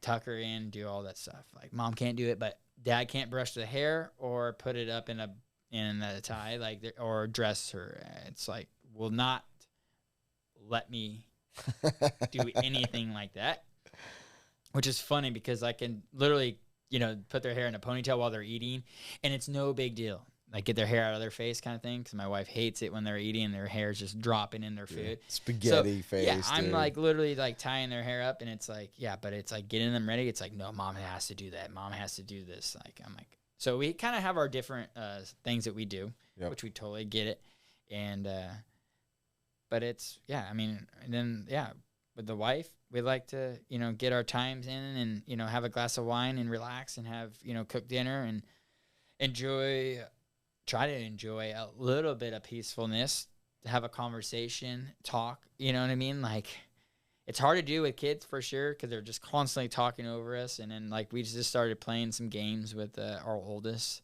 and trying to get, her to understand and whatnot. And so, it's awesome. It's a busy. You're always doing something. I'm always doing something. But, during the week, it's some days, like, I like to, if I came home from a race, I chill for like the day, kind of get everything going. Kids want you to play with them. I mean, it's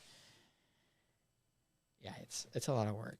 What's your travel schedule like? Are you like 46, 50, like how many weeks a year? I don't even like to count how many races I go to. But do you say at the beginning of the year? It's like a couple times a week, or not a couple times a week. It's a couple times a month. Okay. Right now, I think at the average, which is fair. I mean, I would rather do what I'm doing now than have a normal job. I mean, I would rather have some other stuff going on that, you could kind of do, but that's just not how I was, raised. And so this is just what I've known the most. It's hard to let's say, change at the moment, but it's just kind of normal to me. Did RC racing take you straight out of high school, and did you do any higher education or anything like that? I did one semester of business, and that was it. And because I had it from a few of the guys, like the pros, what are you gonna do after RC? And this is I'm like, 19, 20 years old. I'm like, I just started. Right. I feel like I'm just starting. Right. So I did do a semester of business, and I enjoyed it. I went to the OCC college and kind of did like my courses, did the test, but it wasn't like I have no time. Like I missed I think 2 classes while I did. I tried to do it during like the beginning. It was like beginning of the year, so I knew I had a certain races that I had, let's say, and I was able to at least get most of the classes done. Yeah. But I had to miss 2, which wasn't bad. I mean, the teachers were like totally normal. Like, I just told them I wasn't going to be, I'm going to be out of town. I'll be out of the country. I will not be here. And so like I just did it. And then after that, I kind of was like, I'm just too busy. Yeah. And I just was like, you know what, this racing is going to be a lot longer than, what I think people think. And so I just, obviously just fully committed to racing. So, yeah. So that was back like when you're 19, people were asking you. So now that you're older, and I'm not by any means saying into your career, but older, having the family and everything, like what is life after RC? Like, are you wanting to stay in the industry at some capacity, or like, have you ever thought about, getting a real estate license or getting a contractor's license or something like that? Is that ever like talked about? Yeah, I mean, I necessarily wouldn't be a real estate agent, but I mean, I would rather like we invested, my wife and I, we invested in like a duplex. So we have a duplex and we kind of just, manage it ourselves, let's say at the moment. So sure. We kind of just do that. That was another investment that I decided to do, early, in my early, like, we bought it like 2017. So it was just, we pulled a little equity out of our house once we sold it, and then bought a new house, and then bought a duplex. So it was, something to kind of not necessarily fall back on, but it's something different, not RC racing. So yeah, I mean, I'll be at a race, let's say, and the plumbing, they need plumbing work. So like they're going to be calling us or texting us. So you have to coordinate with someone to come out and whatnot. Like, so with kids and stuff like that nowadays, it's like, it's no work. It's not that big of a work. Before I had no worries, at races, right. You know what I mean? So you could literally just la. And then now it's like you have work, but we have done it for so long. It's like normal. I feel like if I didn't have this, like it would feel like when the kids leave the nest. It's like there's nothing going on, like it's boring kind of thing. Like my wife and I, like we'll get a few days without the kids, and it's like we go in the backyard and you're like you can hear crickets. Like, right. It's kind of strange. Like I feel like the walls want to start yelling at you. Like make some noise, like something fall apart. Like it's just now that's just normal life, having multiple things going on, and I like it because it's not boring. Like I feel like it would get boring because it was. In my early 20s, it's like you're partying and you're having fun and you're going out at night and then coming home. Now it's a completely different lifestyle. But I love it. Like we travel with our kids. Like my wife's from Serbia. We go to Serbia. I have friends there, and, I grew the industry there. Like with my friend Alex, like he had a track hobby shop, and now he's, getting into the mall with a hobby shop. So nice. Yeah, I mean, I meet people and keep him interested, and he loves the hobby. Honestly, probably more than I do. Honestly, it's crazy. Like it's wild. So it's cool, like to travel and see so many things that we've gotten to do. But I don't know what I would necessarily do in the industry if I were just let's say retire at one point. Like I don't know. Things happen all the time. New things appear all the time, so it's hard to really say like where I would want to be. When it's said and done, and because like I said, things can appear right in your eyes just all of a sudden. So absolutely, I don't really think, I don't like to think so much. Like I know what I would technically do, but I don't really like to talk about it that much because I don't want it to end. Like of course not. You know what I mean? Once I mean, feel like you start dream right talking about it, then it's like it starts to come more reality. Sure. So I'm like, I thoroughly enjoy what I do. I'm super competitive, and I just like to leave it at that. And Yeah. Let things fall in their own hand. Like, It's understandable. Let's say, so. You know, you said about like when you and your wife get a few days off from the kids, like if you know mother-in-law or mother or whoever, someone takes them for a day or two. I couldn't. Not that I wanted my oldest to leave the house, but like I always thought to myself, you know, like oh, it's gonna be nice to, you know, we ended up having a kid and having a big gap between, but when she finally left the house, I wanted her to come back.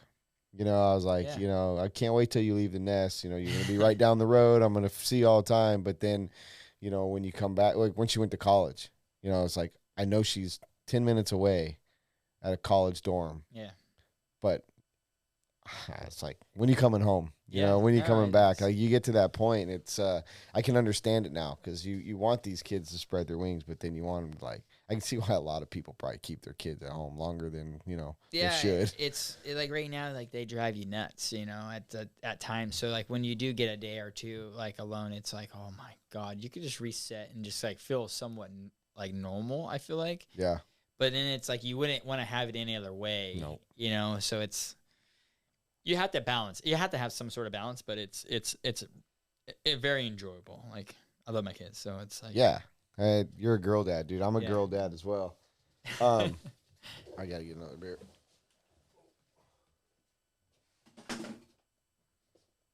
Good. I'll do another one. I didn't eat, so this is like my dinner. Yeah, me too. Robert, you want a beer?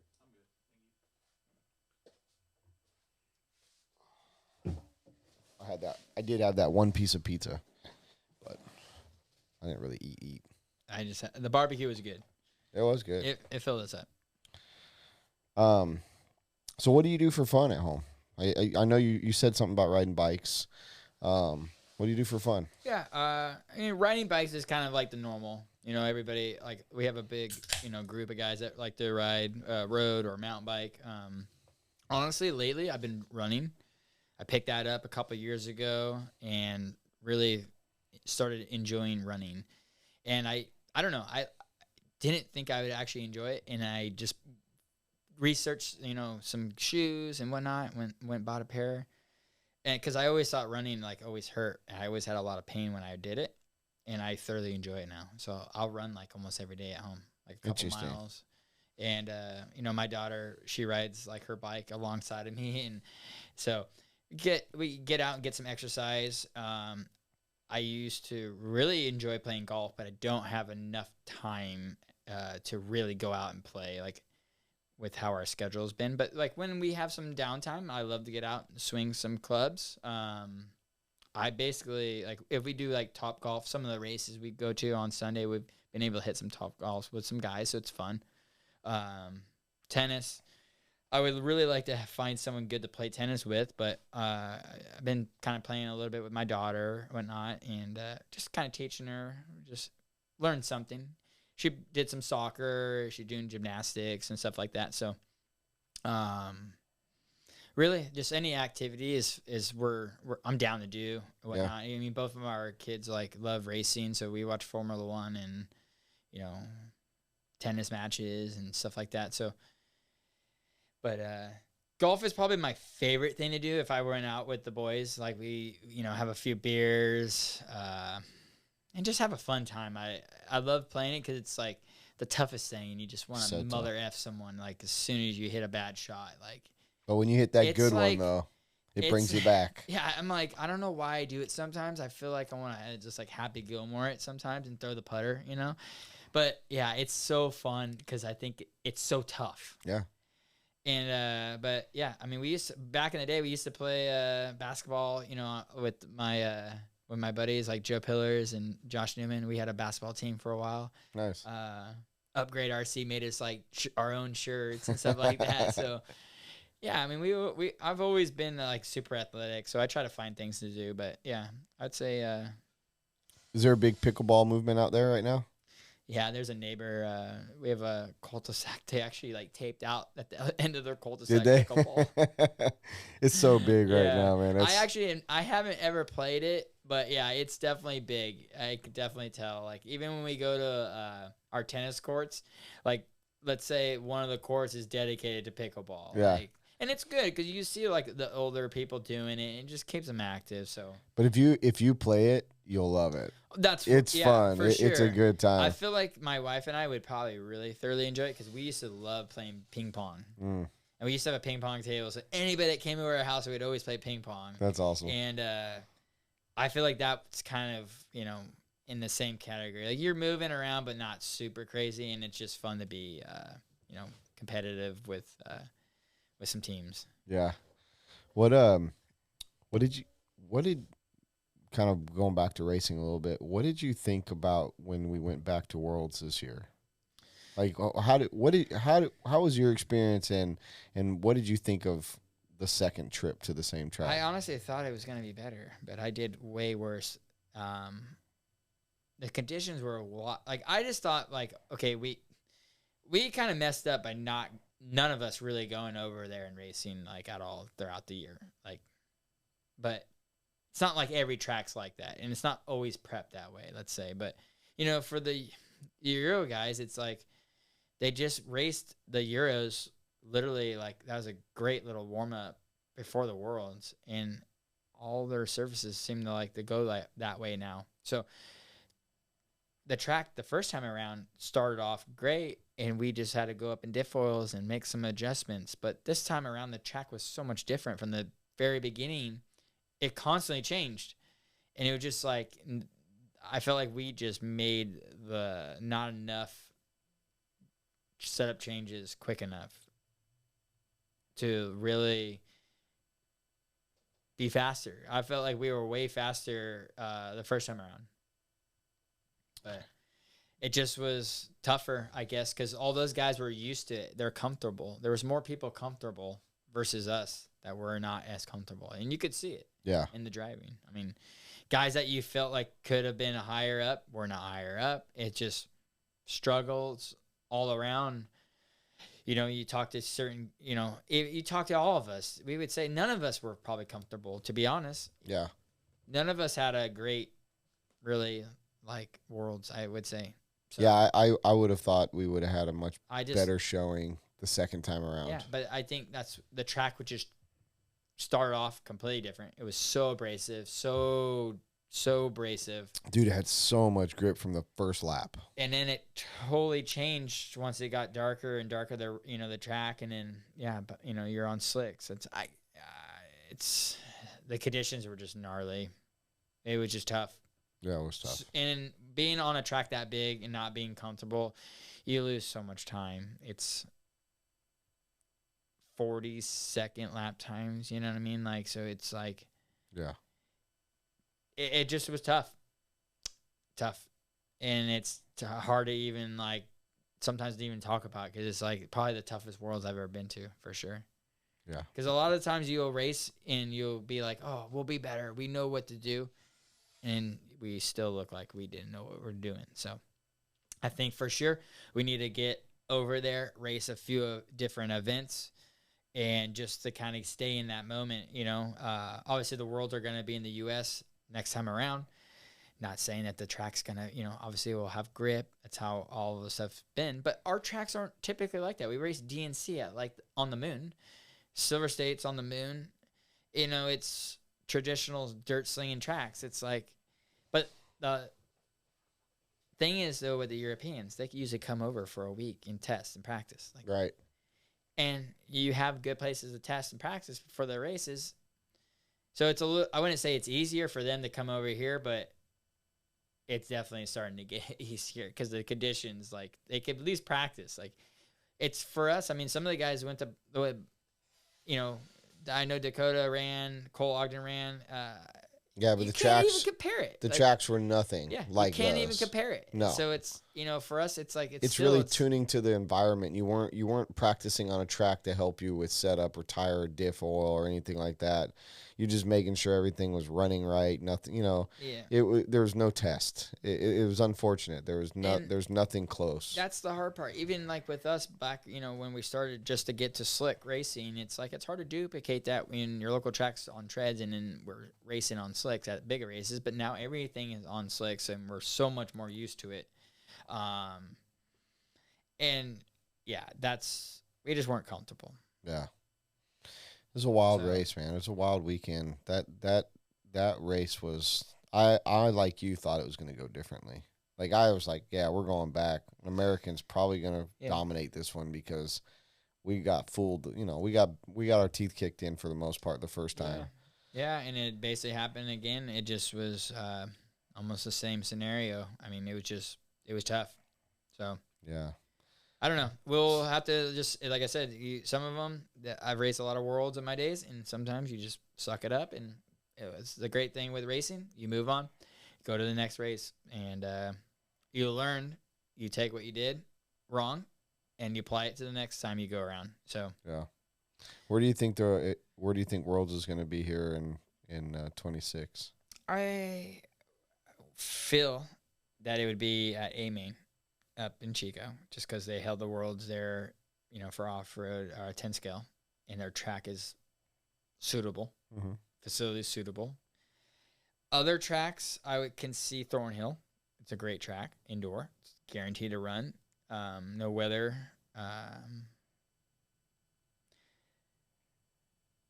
And then, I mean, you have some tracks in Florida. I mean, there are so many. There's really a good amount of tracks. I would love it to be at like a race time event where it's like at an arena and just like fully built. Nobody's touched the track, like kind of thing. That would be really cool. I know that probably would never happen. But I mean, Saxon built a temporary track in it's Vegas. doable. Like it's doable. You really have to just convince the powers to be that It could be done. I mean, race times they do it. They could have a track for a whole week. I mean, that's all we need. Of course. So it's doable, but that is what I would really love to see. It's just at a bitchin' facility that, I mean, they can have it any of their. It doesn't even need to be a race time event. Just if it could be in some sort of building similar to that, that would be pretty cool. Yeah.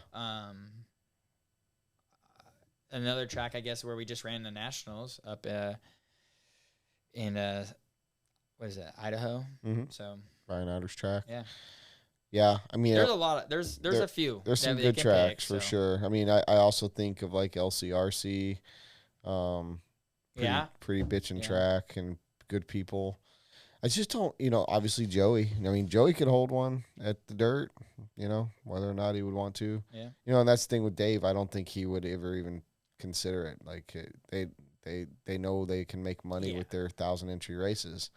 Bringing in, I'm just saying someone could do something like that. That would absolutely. be really cool. And I think that would be the way to do it. I mean, it keeps everyone on a level playing field. I mean, look at like how the Neo race, the Neo buggy race was every year. That was I wished I would have. I got when I opened the shop up, that race was not. I just couldn't go to one of those yet. You would have loved it. I would have loved it. Go to the pubs and just the I would. fun.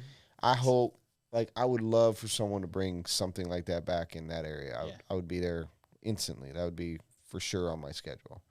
But yeah, I mean, I'm with you. Like, why aren't more races like that? And especially in European countries and places like their real estate probably got to be a little. I would figure a little cheaper in most of those For sure, in some industrial of the areas. You know what I mean? Like, but. Yeah, Redavon, I mean, it's kind of up in the hill. I mean, I guarantee they probably have, I mean, it's built literally on a hillside. Yeah, so it is. I'm sure they have, that land is not too expensive. Yeah, I mean, you got to wonder, right? I mean, they're not like the United States yet in most of Europe where, like, we're building so fast. There's so much extra land and a lot of bigger buildings and it is pretty wild. I would love to see. Like we've talked about that too when we were kind of thinking, and I've heard the same thing from other people. It's like we would love to see it in like a arena type atmosphere. Yeah, it'd be cool. I mean, like I said, Richard did it back in the early 2000s in Vegas. I mean, it was literally at one of the casinos in the parking lot. I went there just to watch, with my dad, and it was rad. I would love to do it at the place that I do my race, but we would have to rebuild the track every night where I do the pro-am and the fall brawl. Very loamy dirt, man, blows out every day. We just rebuild it every night, and I don't know what they're. That's like the Vegas Worlds. Was it? Yeah, I mean, it got blown out, and I think they were able to patch some areas, but I mean, typically they really didn't allow you to do much work to the track once you kind of started. Yeah, well, that's what I'm saying. Like, we're more like Supercross with our venue. Same Like, agreement. yeah, every night we just come back and make it runnable again, and by the end of the day, it's fucking wore out, dude. Like, it's ruddy and awesome, but yeah, I mean, I don't know. I don't know who's gonna. I haven't heard anything, honestly. I've been kind of digging because I really want to know. I think A Main is definitely the suitable place for it. HRCR. Yeah, I guess or they're just HCRC. gonna want to. I don't know how it goes down, but someone might have to put some money up and a little extra, maybe. Yeah. Well, I mean, Under the you've been table around the deal. IFMAR thing long enough, dude. Like, Yeah. that's an interesting political group for Corporate. RC. It's one of those. It's like it could go either way. You're either gonna get the nice little handshake with a little finger touch right there, or you're gonna get the cold like, eh. Yeah. These guys are. I'm not a huge fan of the way they do business yet. I'd love to see. I don't know how they got the worlds back at the same track. Like, that's kind of like a mystery. I mean, there's plenty of places to go, but I've never seen it. I'm like, man, back in like 2011, I'm like, I would have loved, especially some of the worlds I won. I'm like, I'd love to go back to that track. Man. I mean, what's the opportunity? You win one, and then you go back, and then you win again. Right. I mean, how badass that is. That's pretty insane. How about that fucking Antonio Baldo laying his balls on the line? And you're privy to all that, right? About the tire situation. I mean, I heard a lot of gossip. I didn't really get my nose too much involved in it, but I mean, I heard a lot of it, but I didn't really get like any crazy stories. From what I understand, he was when IFMAR and the committee met and they voted to keep the rule in place to do post tech on the tires. Father Baldo, went up and said, if you keep this in place, these doors will not be unlocked tomorrow morning for you to run the mains. Yeah. Put his foot down. He put his foot down, Which makes sense. And they, from what I also understand, IFMAR said, well, you will not receive your check. And he at that point proceeded to say, I don't need your fucking money. Yeah. Type of a thing. So, there's two things about that for me. There's one, like, I love the move because it's like a boss move and good for you for putting your foot down, throwing your balls on the fucking fence and saying no. The other thing is it's almost like it gives the track too much power also, because at that point, what can the next track do and the next track do? Yeah. Nothing would have been said if they had just said the rule, if they would have told everybody that this is the way we're doing tech this year beforehand. You know what I mean? Yeah. And that's an IFMAR problem. Yeah, the rules are always not really 100%. I mean, trust me, I've been there. I've been the guy that started on pole and got disqualified from it and started second and flamed out on my starter box, and you weren't able to refire your car. So I've seen it all. I had to start dead last. I went from starting first, second, to dead last. And that was a rule. You couldn't restart your car because they were doing the wave. Literally, they're doing the wave down the back straightaway in Vegas, and it's like I couldn't hear. I just was like so amused and like was looking around at the site, how awesome this was. I just wasn't giving it gas. It's before literally I was wearing headsets. Car dies. Yeah. So there's definitely some stupid rules, and they changed the rule, for now that you could bring starter boxes. And then I was seeing some nonsense that people weren't bringing it in. On Garl's pit guy brought the starter box out. Yeah, I was told I couldn't bring Camden. I couldn't bring starter box, and I saw multiple people with starter boxes. But then I heard you can bring a starter box, but you can't start them on it out there. But you can bring it for them to sit on. That's the problem with our rules, is that they're just so like unnormal. Like, and they don't have it where it's the same every Worlds. Yeah. Like literally, it was a rule that I never even read the whole rule book of nonsense of like you can't refire your car if it dies. Like, So I mean, dumb. we raced for 7 days straight, and it's like you get to the time when it matters, and it's like you have some stupid rule. I just like. I mean, I was livid. I literally was like ready to throw my radio across the track and just like literally just pack it up. I was so like just like mentally just drained from like you're there for a whole week and then it's like this happens right before like the biggest race and then you're just like so they can definitely clear up the rules a little bit better. Yeah. I mean, post-tech would make the most sense. Like, let's say before World Championships, like, make sure everything is set. And there should be maybe a somewhat of a rule afterwards. But the tire rule, it's like, how are you going to judge on the tire wear when the tire wear is, when the track is what it is? Like, that's unnormal. Yeah. So their rules are like from like probably like the early 80s when you ran like crime fighters and whatnot. So, and you know, the M2s when the tires don't wear. So it's like, yeah, they have to kind of readjust some of the rules to make it, you know, up to date, make it make sense, make it easy for everybody to comprehend. Don't make it like word where it's like, A lawyer has to decipher it. I don't know if it's, you know, gonna work or not. Like, just make it clear. We're there to race, have fun, and, you know, it's serious, but just clarify the rules a little bit better. You know? So that's what's crazy about that specific rule is for Euros and for from what I understand, the last 2 or 3 Worlds, they just been doing pre-tech. It is a rule that it's a post-tech. But they've been doing it for years without any announcement that they're going to follow that rule or do the rule the way it's stated in the rule book this year. Yeah. So everyone shows up with legal stuff for pre-tech. You know, it was definitely a move upon a certain tire manufacturer. 100%. You know, and that's a dirty game to play. I think that, you know, Ungaro could have won that without the drama. He's the best in the world right now. It's just the way it is. It's like, these guys aren't designing their tires to like, and being able to thoroughly test how fast they wear. Like, give me a break.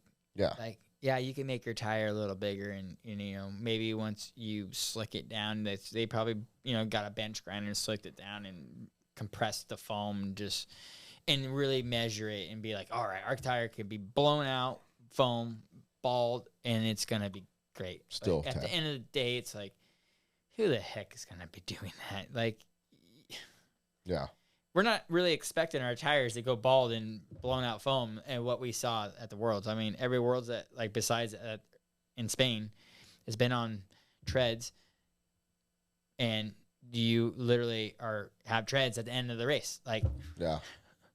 I have, like, literally, like, I've only been to 2 Worlds that the tires were literally slicked. Yeah, the one that out of all the Worlds I've ever been to. So the Tessman one that year. Yeah, I mean, I was there. I mean, I got second. My tires still had pins on them. We ran. I mean, he ran Fugitives like S2. I mean, he still had pins, I think. Yeah, they were bald in the middle for bit. sure. But yeah, they had a little edge. You know, they still had. That was some. concrete. That was painted like dirt. Like literally, like. I was literally there watching the guys go around. I'm like, before I stepped on the track, literally watching people practice. I'm like, looks pretty hooked up. Like, well, it looks a little loose. I go out there and, you know, for the first time, and you feel it. Like it's fucking concrete. Holy it just shit. painted like brown, like dirt. I'm like, you kidding me right now? That's wild. So yeah, we ran like the hardest. I ran 8K there, and we ran like the hardest we had. Like. Yes, that was some sort of scenario what we saw, but it still wasn't even like we still had, you know, tread. There was a little bit of baldness. Like, yes, I've raced plenty of 8-scale races where my tire's been a little bit, shredded, but not like where the whole entire tire is slick and the tire's breaking. Yeah, that was crazy. I've never seen that. It was like, you know, literally, like people were blowing out, dude. Yeah, I've not seen that on that level. Like if the race was like an hour and 5 minutes, like there would be so many blown out tires. Yeah, they were close. There were so many Yeah. that were already about to come apart. So, yeah, it was a crazy. Honestly, it was one of our crazy worlds, and it's something that you'll talk about till the next worlds. Yeah, So. for sure. It's one of those rules that is so stupid, just very similar to what you just said about what happened to you in Vegas. My first time that I went to both Spain Worlds, but I was pitting Camden at the one before this one, and I made the mistake because I could not hear them saying car down, and I dropped his car like 1 second too late in the box, and they gave him a stop and go. Even though he didn't come out and affect anyone's race or anything, he started with everybody. But that stupid technicality of that rule gave him a stop and go on because I did something wrong, not him on the track. Yeah. And it's one of those that's like, it's unnecessary. So unnecessary. Like, what are you trying to prove with a rule like that? Like, it didn't affect anybody. You're really trying to piss someone off, really. Like, I feel like it's a tough rule to do because it's not a consistent rule. You're not going to be consistent throughout the entire event on having, people set their car down. Like, that guy could have been like, he could have sneezed, looked away for a split second. He would have not caught another driver doing the same exact thing. So that's why it would go in the stupid category. Like, why are we going to penalize someone for something it's really not changing the outcome? It's not necessary. Yeah, it doesn't Definitely change not the outcome or anything. I could totally see it if you threw him down and they already started and then it was like a traffic jam behind him. Yeah. Totally understand. But it's like, if you're just setting it down a split second where everybody's still paused as it is, exactly, it shouldn't really matter. Like, it just, it's. Those are those I've rules never that really are so seen, dumb. like, let's say if you filmed every single race, like everybody's setting their car down, like there's not like, it's not like a rule on how fast you need to set it down. Like, yeah. And I'm but sure those if you are looked those in the unnecessary rule book, rules. You're like flipping to the pages, you're reading it, you still would be like, how are they going to word that? You have to set the car down as soon as, like, is there a time frame? Right. You know what I mean? Like, no, there's probably not a time frame. Like, it's just like, I would be really upset, and that would be another, I was just bummed for him because I made a mistake that was almost out of my control because I couldn't hear, and then it affected him, and that's a bad, like you said, you've been there for 7 days. You spent tens of thousands. People have spent tons of money, tons of hours. And, it's just some of the shit that they throw at any racer, but it seems like it's all Americans. But the shit that they throw on such bogus, minuscule infractions. Mm-hmm. And it really depends on who you are. Like, I feel like, too. Yeah. There's certain people that can get away with murder, and certain people they're gonna really pay attention to, and that's the hard part. It's not super evenly, it's biased. It's tough. Honestly, it's tough. So it would make someone want to quit at some time. You're like, I just wonder what's next for IFMAR. Like, it's still kind of old guard. 100%. And you've got someone like Eric Anderson, who's now the new president, and he's an on-road guy. Yeah. And so you've got this group of a couple Americans and a lot of Europeans, and in making these decisions, like, we have to have. It's almost kind of like IFMAR, if they're going to be the world's governing body, they almost need to have like an off-road governing body, an on-road governing body, people that have their fingers on.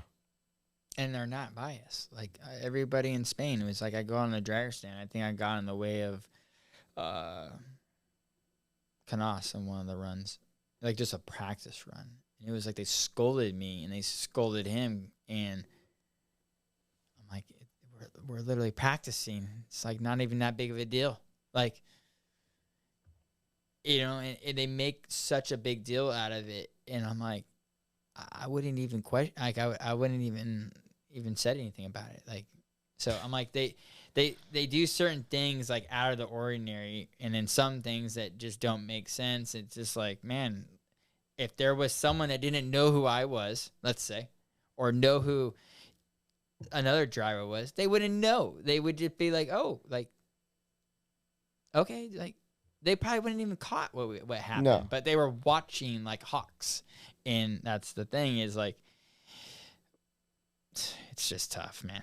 Trust me, I've been watched over so many times in my early days, and we used to race Roar Nationals, and they would have like a Roar official in the dryer stand. I mean, it just was like you just had we always had someone like always looking over our shoulders. It seemed like it didn't matter where we were at. I mean, right. So it's just how it is. But do you think that we need more like governing, like do we need less? What's your thoughts on like the current state of Roar right now? And I'm not trying to get you in trouble, and I'm on Roar, so like I'm critical of what we do, very critical. Honestly, whatever has happened in the last year has been much better, way more laid back, way more enjoyable environment, because we have race time events, we have Joey's at races, we have your race. All races that you can have an adult beverage or just chill. That the Roar races are why they haven't been as popular. They're too serious. They have too many rules. People get confused that, when we don't have that many rules throughout the year, and then you go to the one event that has too many, people get scared to race them, for one. They like get disqualified, so they get pissed off. And then they just like don't have a great time because there's just no fun happening, So I think that balance needs to be there where people can enjoy themselves. The rules are a little bit, laid back to some of the guys that maybe aren't really going to make much of a difference. Like, and not penalize so many people, because I've been to so many Roar races that someone's getting disqualified quite a bit. And I totally understand if you're like a high level pro and you are coming through and your fuel is too high, like, and you're not trying to cheat, but you're just not doing what, you're not checking your tank throughout the week. Like, it's off. Like, I totally understand. Like, I get it. Like, we usually go through the tech several times, like, as many times as we feel comfortable to go through and make sure our stuff's right. But there's guys that just don't check that like right. A pro. And at the Roar Nationals, you have a lot of people like go through there that aren't pro. And so then, they get disqualified, and then they get mad, and then they don't want to continue to go to those races. And that's why they haven't been as big as obviously some of the other races that we have that don't do any tech. And it really wouldn't make any difference, like, to their outcome. It just pisses them off and scares them away. So I think our crews this year were definitely way more like laid back. Like, if you came through and your CCs were a little over, they would tell you, hey, they were a little over. We're not going to disqualify you, but please, like, we marked it, go and fix it. And then if it happens again, then, okay, we're going to maybe have a disqualification, but have some sort of, comfort level of, like, understanding who those people are, that are paying money to go to the races. Yeah. Like, everybody pays, but certain people are paying literally to have a fun weekend, and they're getting, disqualified for some little tedious stuff that really it's a hobby for most. Yeah, I mean, let's face it. And I understand it's a Roar Nationals. They want to make it super prestigious, but they also want to make money and make sure that everybody's having fun. And I saw a lot more fun this year than I have in the past. So I think we got, like you said, we got some new faces. And I think it will bring, some more positivity to the Roar races, because it was so bad. Like, yeah. Oh, really I was anti-Roar. I mean, it was so bad. Dude, trust me, in my early, my early days of race, I was like, why are we even doing Roar races? I was so over it, because it was just, you got the great contingency money. You win the Roar Nationals. Like, I got plenty of Roar Nationals, but there was a time that I was like, I don't want to do a Roar race. I hate it. Yeah. I hate the feeling I get when I'm at them, like everybody feels like I'm watched the whole entire time. Like I can't be myself that I am at like just a normal race. And I just was like, I was literally just like, so I'm like, why are we spending all this money to come to these races? Literally, why are we doing it? I'm just like, can we just do it without, we had so many other races we could go Sure. to. And I'm like, I got to the point I was just so pissed off. But then they've gone better. And it's like, you get older, you kind of start to see, you know, the people's, you know, persona change of you. Cause I felt like I was always just watched like a hawk. And it just, like I said, it was, sometimes it wasn't even fun to go to these races. Because I would have a blast at other races, and I just come to a Aurora race, I'd get disqualified, I'd be over voltage, got this issue. And it just got to a point I was just like, I was tired of it for a while. But I see good things coming, and I've liked what I've seen this year. So I agree. Bright future. I think that what they're, you know, the counterparts and the people, there's really good communication right now. I feel like everybody's on the same page. There's no one button heads. I think common sense is actually playing a role, and that's good because, Yeah. like you said about rules that are just dumb, like we're trying to eliminate stuff that just either makes no sense or is a gray area. Like, let's do some black and white shit, right? It's legal or it's not, or it can't be like, it might be or might not be. It's got to be one or the other. Yeah. So that people understand it and make, like you said, you hit it on the head. These rules have to read to where the layman can understand it. Well, especially in qualifying. You know what I mean? Like, they're trying to disqualify people in qualifying. It's like, that's the time that you mark them down, you know, give them an opportunity to fix it for the mains. You know what I mean? Like, I get it. When during the mains and you're over, then there's an issue. But during qualifying, when we're running 5 minutes, there's no issue. We're not pitting. Yeah. Or, you know, we did run 10 minutes this year. But everybody pits. I mean, literally, besides probably one guy. Two. There's two guys. All right. Drake and Dakota. Yeah. Those are the two that aren't pitting. But, I mean, everybody else is pitting. So I'm like, literally, it's like there's no advantage. Like, just check those two guys. Make sure their stuff is fine. Then, you know what I mean? But that's how I see it. It's like, okay, they could be lenient on, you know, some things and get them to fix it to that, you know, when it matters the most. Like, well, you hit a good point. Like, people come here to have a good time, right? Well, here's like one thing that I started doing with my big races here at the shop was for battery voltage. We don't, you know, Roar would disqualify you for the round if you came up over voltage. And I never got disqualified, but I didn't like that. I thought that was crap. Like you said, you've worked this hard. So instead of disqualifying, you got to penalize them in a way. So the way we started doing it was, if you come up over voltage, you have to run it down to a certain point before you can get on the track. That's a penalty. It's not a disqualification. Because especially if it's stock, right? Yeah. Those guys are diehard, get it on 840, whatever. But regardless, you might miss the start of the race if you had to run it down to 835. You know, and that's instead of you not getting to run, it's a penalty. So I think just approaching things differently and with the common sense mentality is going to really bring people back in. You've got these people who are like, I'm not giving Roar my money. Yeah. Well, we need Roar. Like Roar needs racers. Yeah. You have to have a sanctioned body. You have to have some form of rules. They don't need to be impossible to understand and shitty for the racer. Yeah. But they need to be there so that everything can stay even keel. If we don't have them, you get in the wild, wild west and things just start changing, you know? No, I think that's a great rule to have because you penalize someone, but you still let them run, you know? Because when they were, like, disqualifying people and not letting them run, I mean, those people would go back and they'd be so mad, devastated, and just like, I don't want to go do this again. Right. So you're just steering someone completely away, you know, and that's, you know, what I've seen the most is why people don't want to do. And like you said, I don't want to give Roar my money.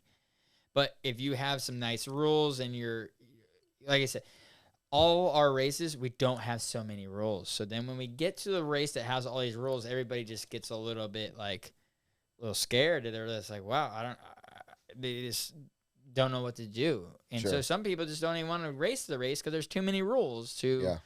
They're to go intimidated about, for and they're sure. intimidated for sure, and they're scared to go and just compete, you Yeah. know? So that's, you know, I think some updated rules are always nice to see and new ways to kind of improve them and to penalize someone but always let them run, you know, Yeah. and in some sort of way if it's not like, you know. Especially if it's not going to make a difference in them winning or not, you know, Exactly. let them run. I will say this, being my role as competition director on Roar, I have the pleasure and the honor of doing all the bids and everything for the tracks, and we got a really good schedule this year. Yeah, I saw. We're the new Nats schedule, the new like They Nats. just posted stuff. Did they? I could have sworn Well, I've seen some stuff. Well, if they did, cool. I saw but- Thornhill has their Roar Nats for Nitro. Oh, they did Hoosier post has it. 10 skill. That's awesome. They posted it. A-Main has the electric 8 skill Nats. So Yeah, I think you I did. saw some You stuff. did see it. Hey, they didn't tell me they were Unless posting I'm it. a mind reader. No, fuck no, you're not that good. No, dude. So yeah, we got a great schedule. Every Island Speedway or Island RC Yeah, for carpet Yeah. off road.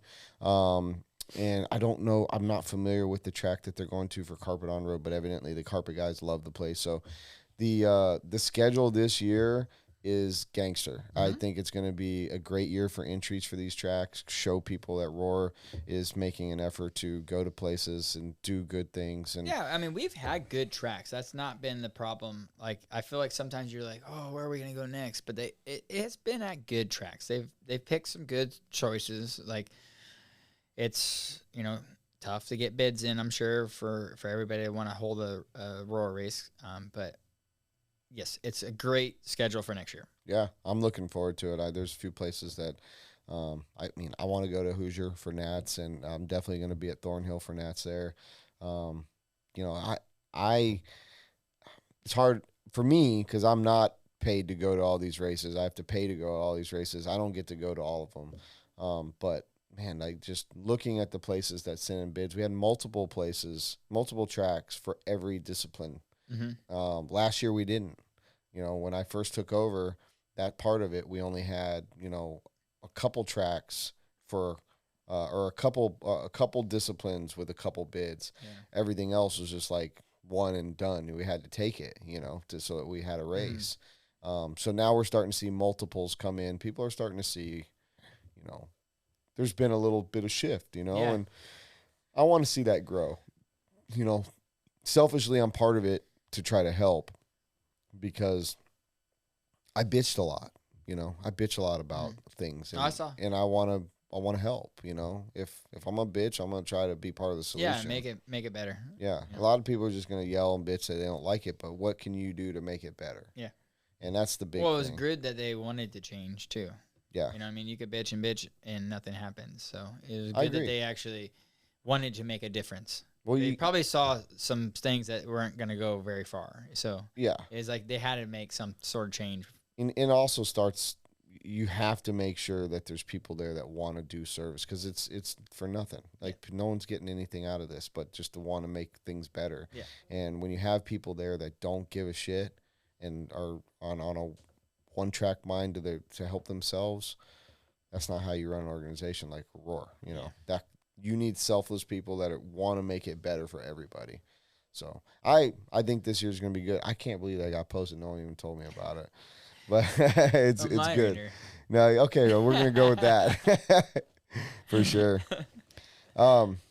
So all right, well, I mean, we've been at this for a good bit, man.